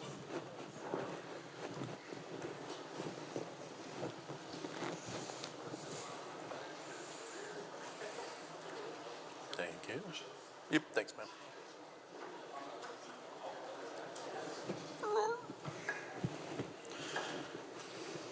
Yes. Chris set up his IoT light bulb over, so students wants to try. Okay. Perfect. Take off. All right.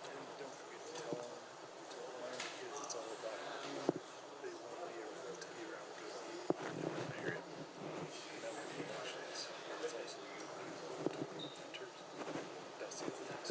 I like it. I'll mention it now.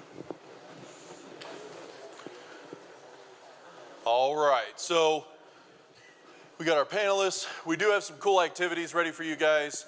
Before we get our cool activities, I just want to again thank our sponsors. We're going to bring them up here in a little bit. But again, we got some cool prizes here today. So some of these activities are going to have some winners, and we're going to have some prizes for those winners. But a good comment that was made there at the end was make sure you're surrounding yourself with the good people and the good side of the cybersecurity, right? It's real easy to go off on the dark side. You want to stay on the good side, right? Nobody likes prison, nobody likes bars, and you don't want to be in there for that long. So stick around on the good side. There's plenty of lab environments, and I will give you, as my students will attest to, if you come and ask me for, I want to learn how to do this, I will give you a safe environment in order to test and do that. Don't go home and try it on your home network. Don't try it on the campus network. Let's get you on a nice network that we can do that, because the last thing we want is to see you up in jail. And yes, that does happen. Like, I've had students get hit for doing stuff on campus where they were just trying to learn, but they didn't do it on the right network, and they got dinged hard for it. All right, so we've got some cool activities. Where's Gordon? Gordon, can you raise your hand real big and smile? He's not listening to me. That's you, Mr. Carlson. Mr. Professor Dr. Carlson. There he is. All right, so he's got some really cool stuff going back there with virtual reality and augmented reality. Please check that out. You're also going to see the networking. Where's John and Kevin in the middle?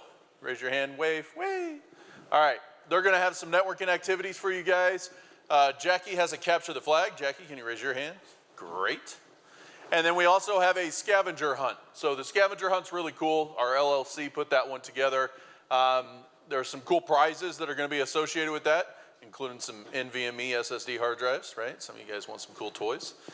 So make sure you go and check out the scavenger hunt. To get started on the capture the flag, you can go out here to ctf.fhsucyber.com. You can do this on your phone. So you can do this capture the flag on your phone, or we do have a row of laptops available for you back there as well. It will run until the end of next week. And be please sure to use your email address when registering. This will let us know how we get the winners and the prize when we go through there, all right? Same way, if you guys haven't had a chance to give us feedback on the conference, make sure you do that on the back of those cards. We're also going to use the email address you guys registered for to give us some feedback. We want to know how much fun this was, what we should tweak. You guys had some really good ideas on the back of those cards. The scavenger hunt is at hunt.fhsucyber.com. So you guys can go through that. It's going to ask you some questions. Basically, you got to go around and grab some of the different people in here to find some QR codes. When they give you access to their QR code, like this on the back of their name tag, you can scan those QR codes and get those points. If you get all of them, there's one super question at the end, and we're going to test some of your skills. All right? All right, we're at our sponsor. So go ahead, enjoy the activities. Also use this time. Where's our industry guys again? Can I have you raise your hands? Feel free to reach out to some of these. We got one left now. Thanks for sticking around. A lot of these industry guys and the ones in the back there, Jason and Lance, will you guys raise your hand? These guys came in to check out the new crop of talent. They're really looking to see who's out there, who's available. They also donate their time in industry. Steven's over there as well. Make sure that you guys are saying thank you to them and find out what real life's like. Some of these guys have job openings coming up, so definitely check them out. All right, please, this is the activity and fun time. Walk around, have some fun. We're going to reconvene here about 2:50. Try not to leave too early. I know some of you guys have to leave a little early, but we'll do some door prizes and things like that.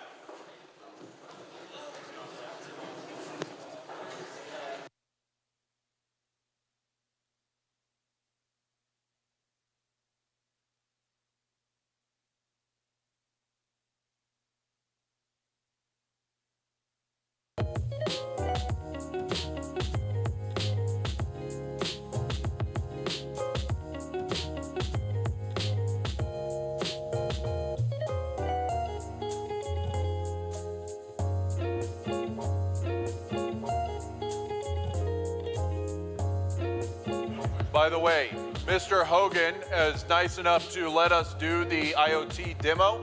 So if you want to hack the light, just like Chris was doing in his demo, come on back and he'll give you a demonstration and let you play with it.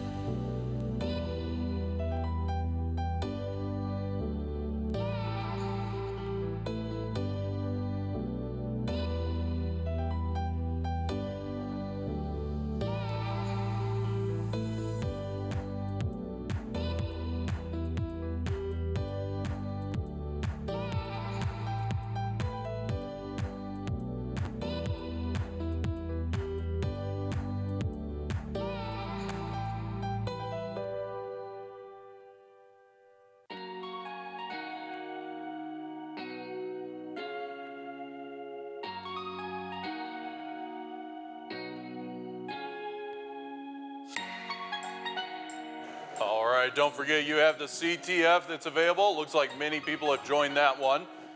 We got good prizes for the CTF winner. We also have the scavenger hunt. So the scavenger hunt, I believe we're awarding first and second place. And then we got some cool prizes on there too. Who's Henry Glenn's? You're winning, buddy. Keep it up.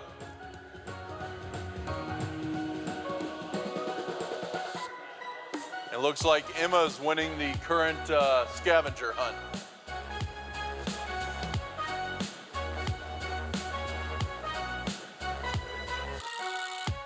Looks like Emma on the scavenger hunt and Henry on the CTF so far.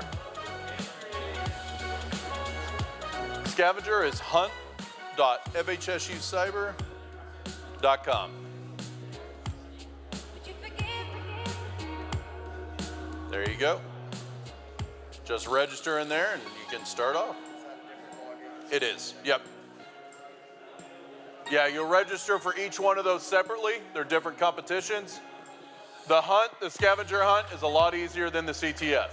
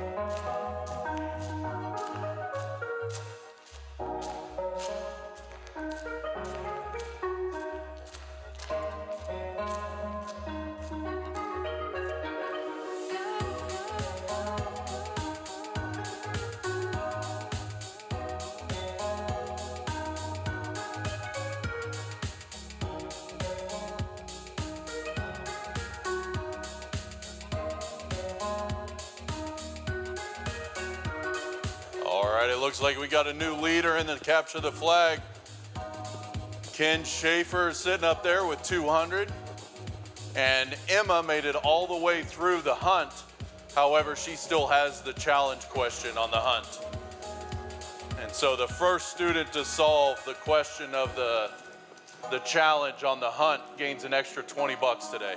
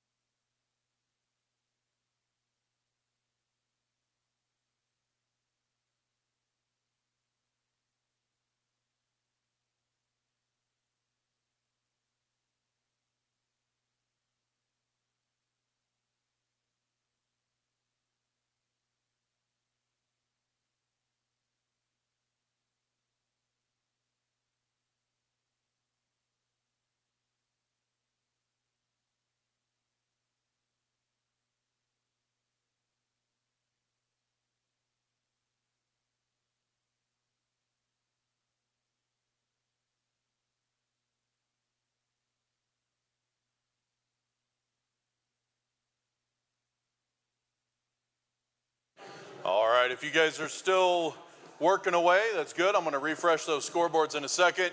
But I will draw your attention over to this booth here, which is the informatics booth. So if you are interested to come into Fort Hays and want to get a little information about the program, there's plenty of flyers over here that kind of describes the classes. You'll also see a flyer for Tigerland 49, which is a gaming LAN party that they're going to have actually, is it in this room, Kevin? Black and gold. Black and gold, so it'll be right next door tomorrow.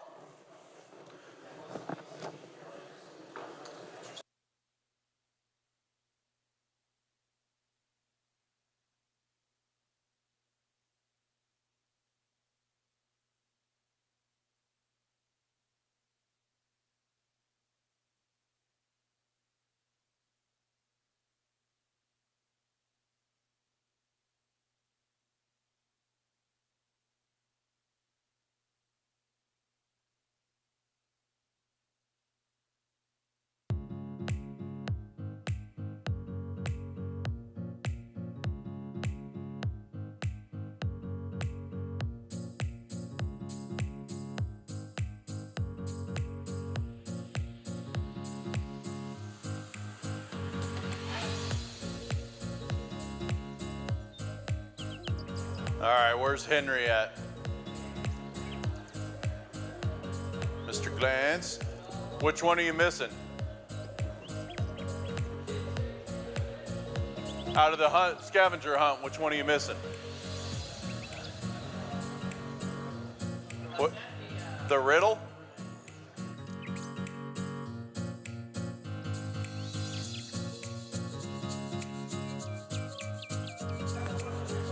Once you get there, you're not done. So find that one, and then you'll get a challenge for 20 points. And if you get the 20 points and you're the first one to solve it, I'll give you $20 cash.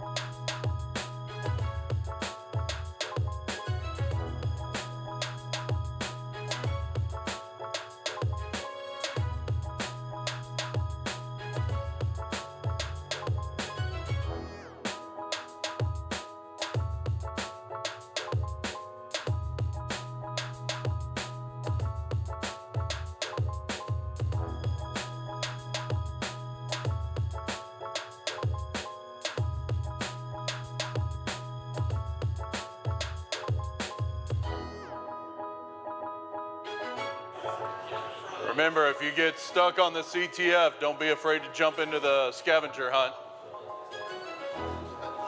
Scavenger hunt winner is an SSD, by the way.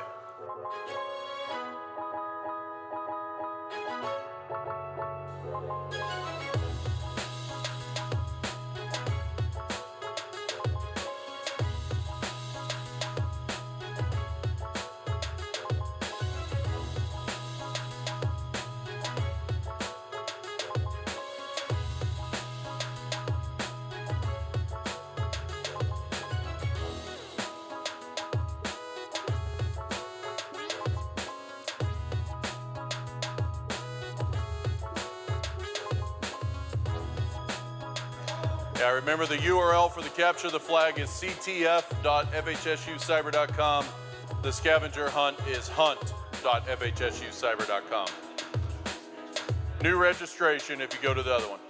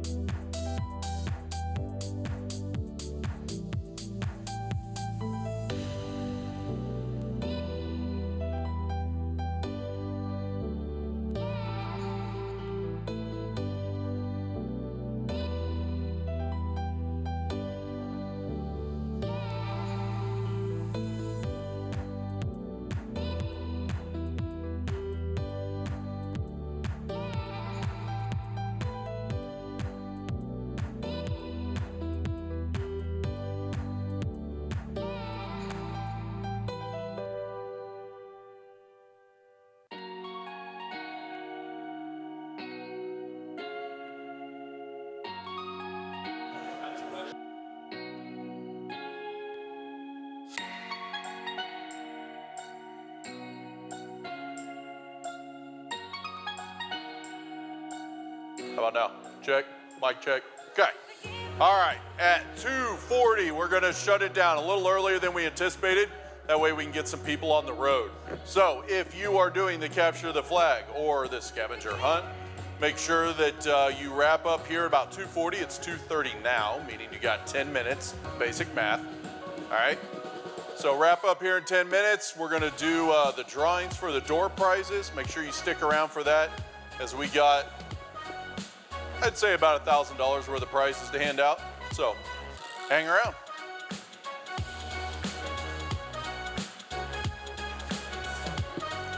That is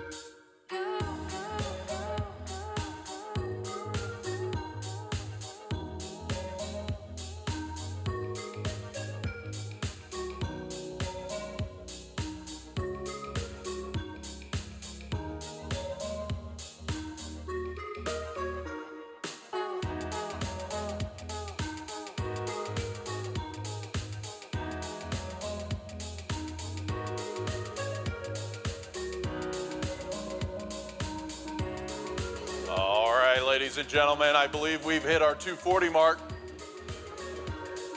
Well, let me pull up some scoreboards here.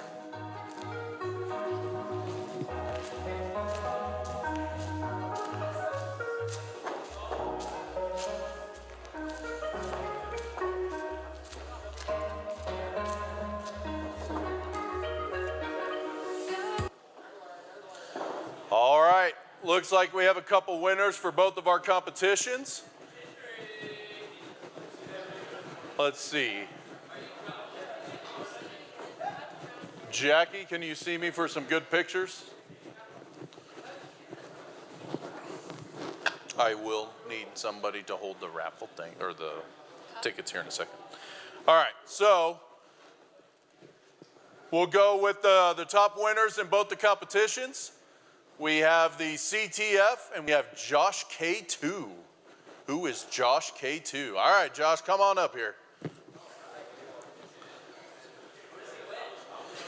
Josh won a 142-piece professional electronics precision toolkit, so he can tear everything apart. All right, take a picture with that guy right there. You smile, say thumbs up. Perfect. No problem, thank you. All right. Yep. Okay, for the scavenger hunt, looks like we have Mr. Henry Glens. Is that right? Okay, so Henry wins a 1 terabyte NVMe SSD drive.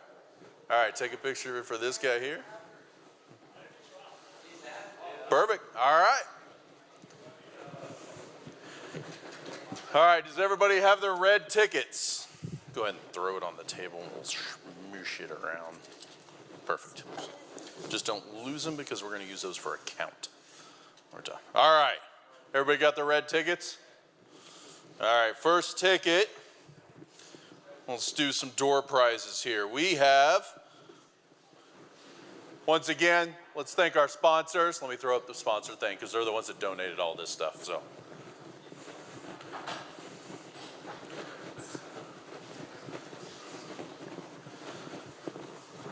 and we'll thank our sponsor, CyberCon, for the 2 activity prizes. Everybody say thank you, CyberCon. All right.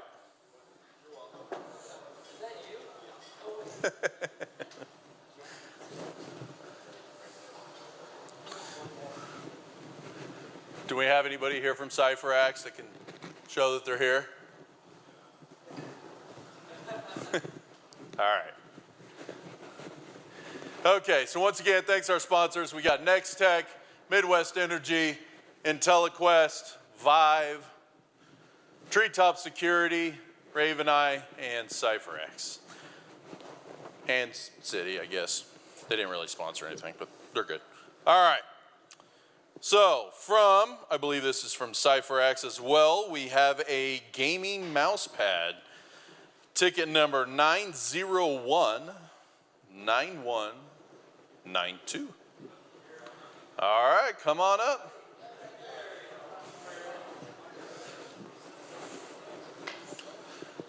When you get your prize, we got to smile at the guy over here with the big camera.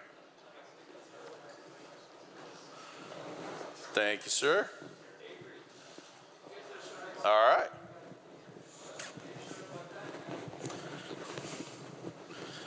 Do that, perfect. All right. So the next door prize we have is from Next Tech, who has a nice wireless mouse and a coupon that's good for $75 towards their Next Tech internet services. Ticket number 9019232. Going once. Going twice. Again, 9019232. All right. Somebody that had to leave early. Guess that means I get to keep it. Or we could redraw. 9019197. All right.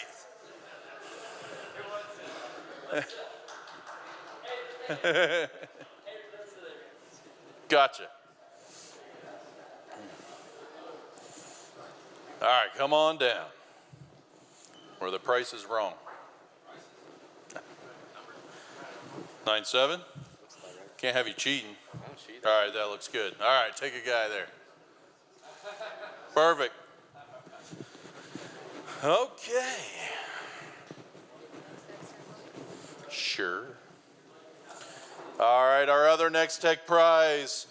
This is a $25 coupon towards our Next Tech internet service and a mystery briefcase with all sorts of fanciness inside. 901 92 48 48. Hey, it's Caden. Caden.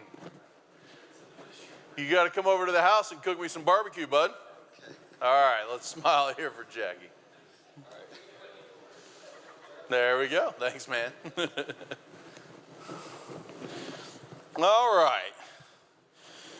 Next up, we have an Amazon Echo Show 5. Yes, that's the one with the fancy little screen on the front. This is from Treetop Security. We have 901 92 47. 47. 47. All right. What's that? Can I do 4-3? That one's okay. Oh, yeah. All right. 901 91 88 88. Really? All right. I guess. Just kidding, there wasn't an Amazon show. All right, 901 9250. All right. How in the world did you end up with two, good sir?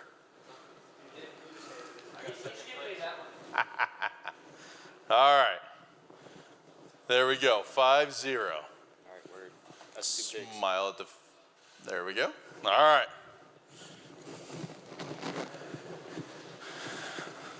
I think these Hayes High guys have it rigged. All right. We are now going for the, oh yeah. Oh, nice. All right, CyberX has another prize here. This is a NVMe SSD enclosure. So if you won the NVMe, you probably won an enclosure. Or maybe you don't. 901 9195. All right.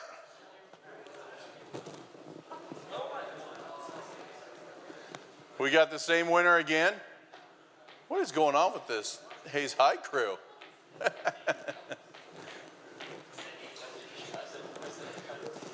All right. Okay. What's up? Oh. Sure. All right, from IntelliQuest, we also have a fancy mouse pad. Everybody needs one of them. 901 9236 36. Come on down. No? Don't come on down. 901 9194. All right. Come on down. 94. All right. There you go, sir.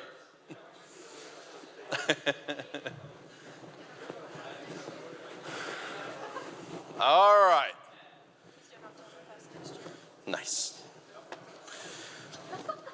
All right. So next up is a JBL Flip 5 Bluetooth speaker. These are actually pretty darn nice. All right. You get that and a mouse pad. The JBL speakers from Midwest Energy. Let's thank Midwest Energy. Clap. Thank you. Applause. Do I got to have applause sign up here? All right. This person is clear down here. 901 9204. 9204. Nope. Oh, Derek came around the corner. Oops.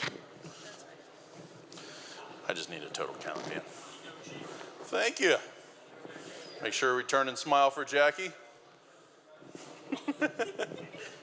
All right. Last but not least, we have a Minis Forum GK41. Everybody knows what that is, right? No? This is a nice little computer. All right? These are actually super slick. So this allows you to run a little one on a monitor or a TV. It's got 128 gig SSD, the graphics. Yes, it's a Celeron processor, but if you are wanting to do the training in cybersecurity that you learned today, this makes a sweet little box to do that on. So you don't need an i5, i7 to do Kali Linux, to do the hacking of the lights. Everything else, this guy will do it just fine. All right, this is from IntelliQuest. We have 901, 9215, 15. Ooh, we're not quite done yet. Why would you do that? I don't know. Put that back in there. Here, dump it back in. Am I gonna double this? Nah, I took everybody's ticket. All right, I'm gonna grab the red ticket. 901, 9234. 34. All right, let's not put them back together yet. Let's put that one back in. All right, magic ticket.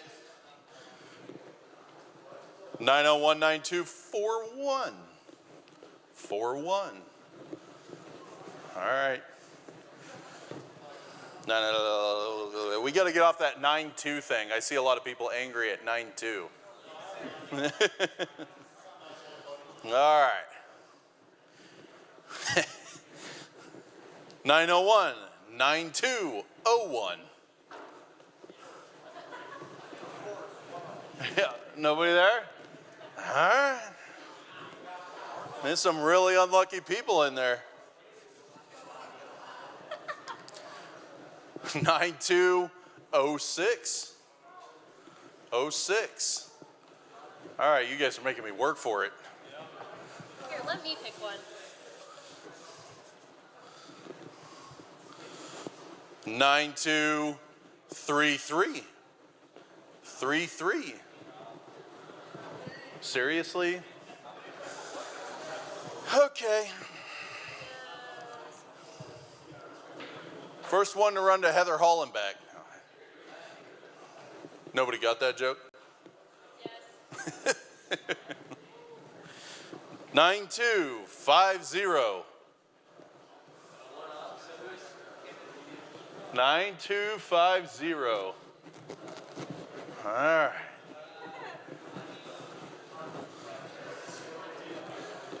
You're ineligible to win. You don't get a win. All right. 9237. 37. Yeets. What did we do here? All right. Let's try this again. Aha. 9186. 9186. Okay, I got out of the 9-2s for you. 9199. You got a winner. All right. There you be, sir. Let's grab a picture here. That's you. All right. All right, we want to thank everybody again for coming out today to the conference. If you did not win, come back next year. We will get you some prizes. Let's see, John and Kevin, can you guys wave real big? Everybody give a round of applause to John and Kevin for all their networking side. Jackie, Lori, Chance, Sierra, wave high in the air. Everybody say thank you to them for helping coordinate the entire event. All right, everybody, drive safe, stay out of the snow.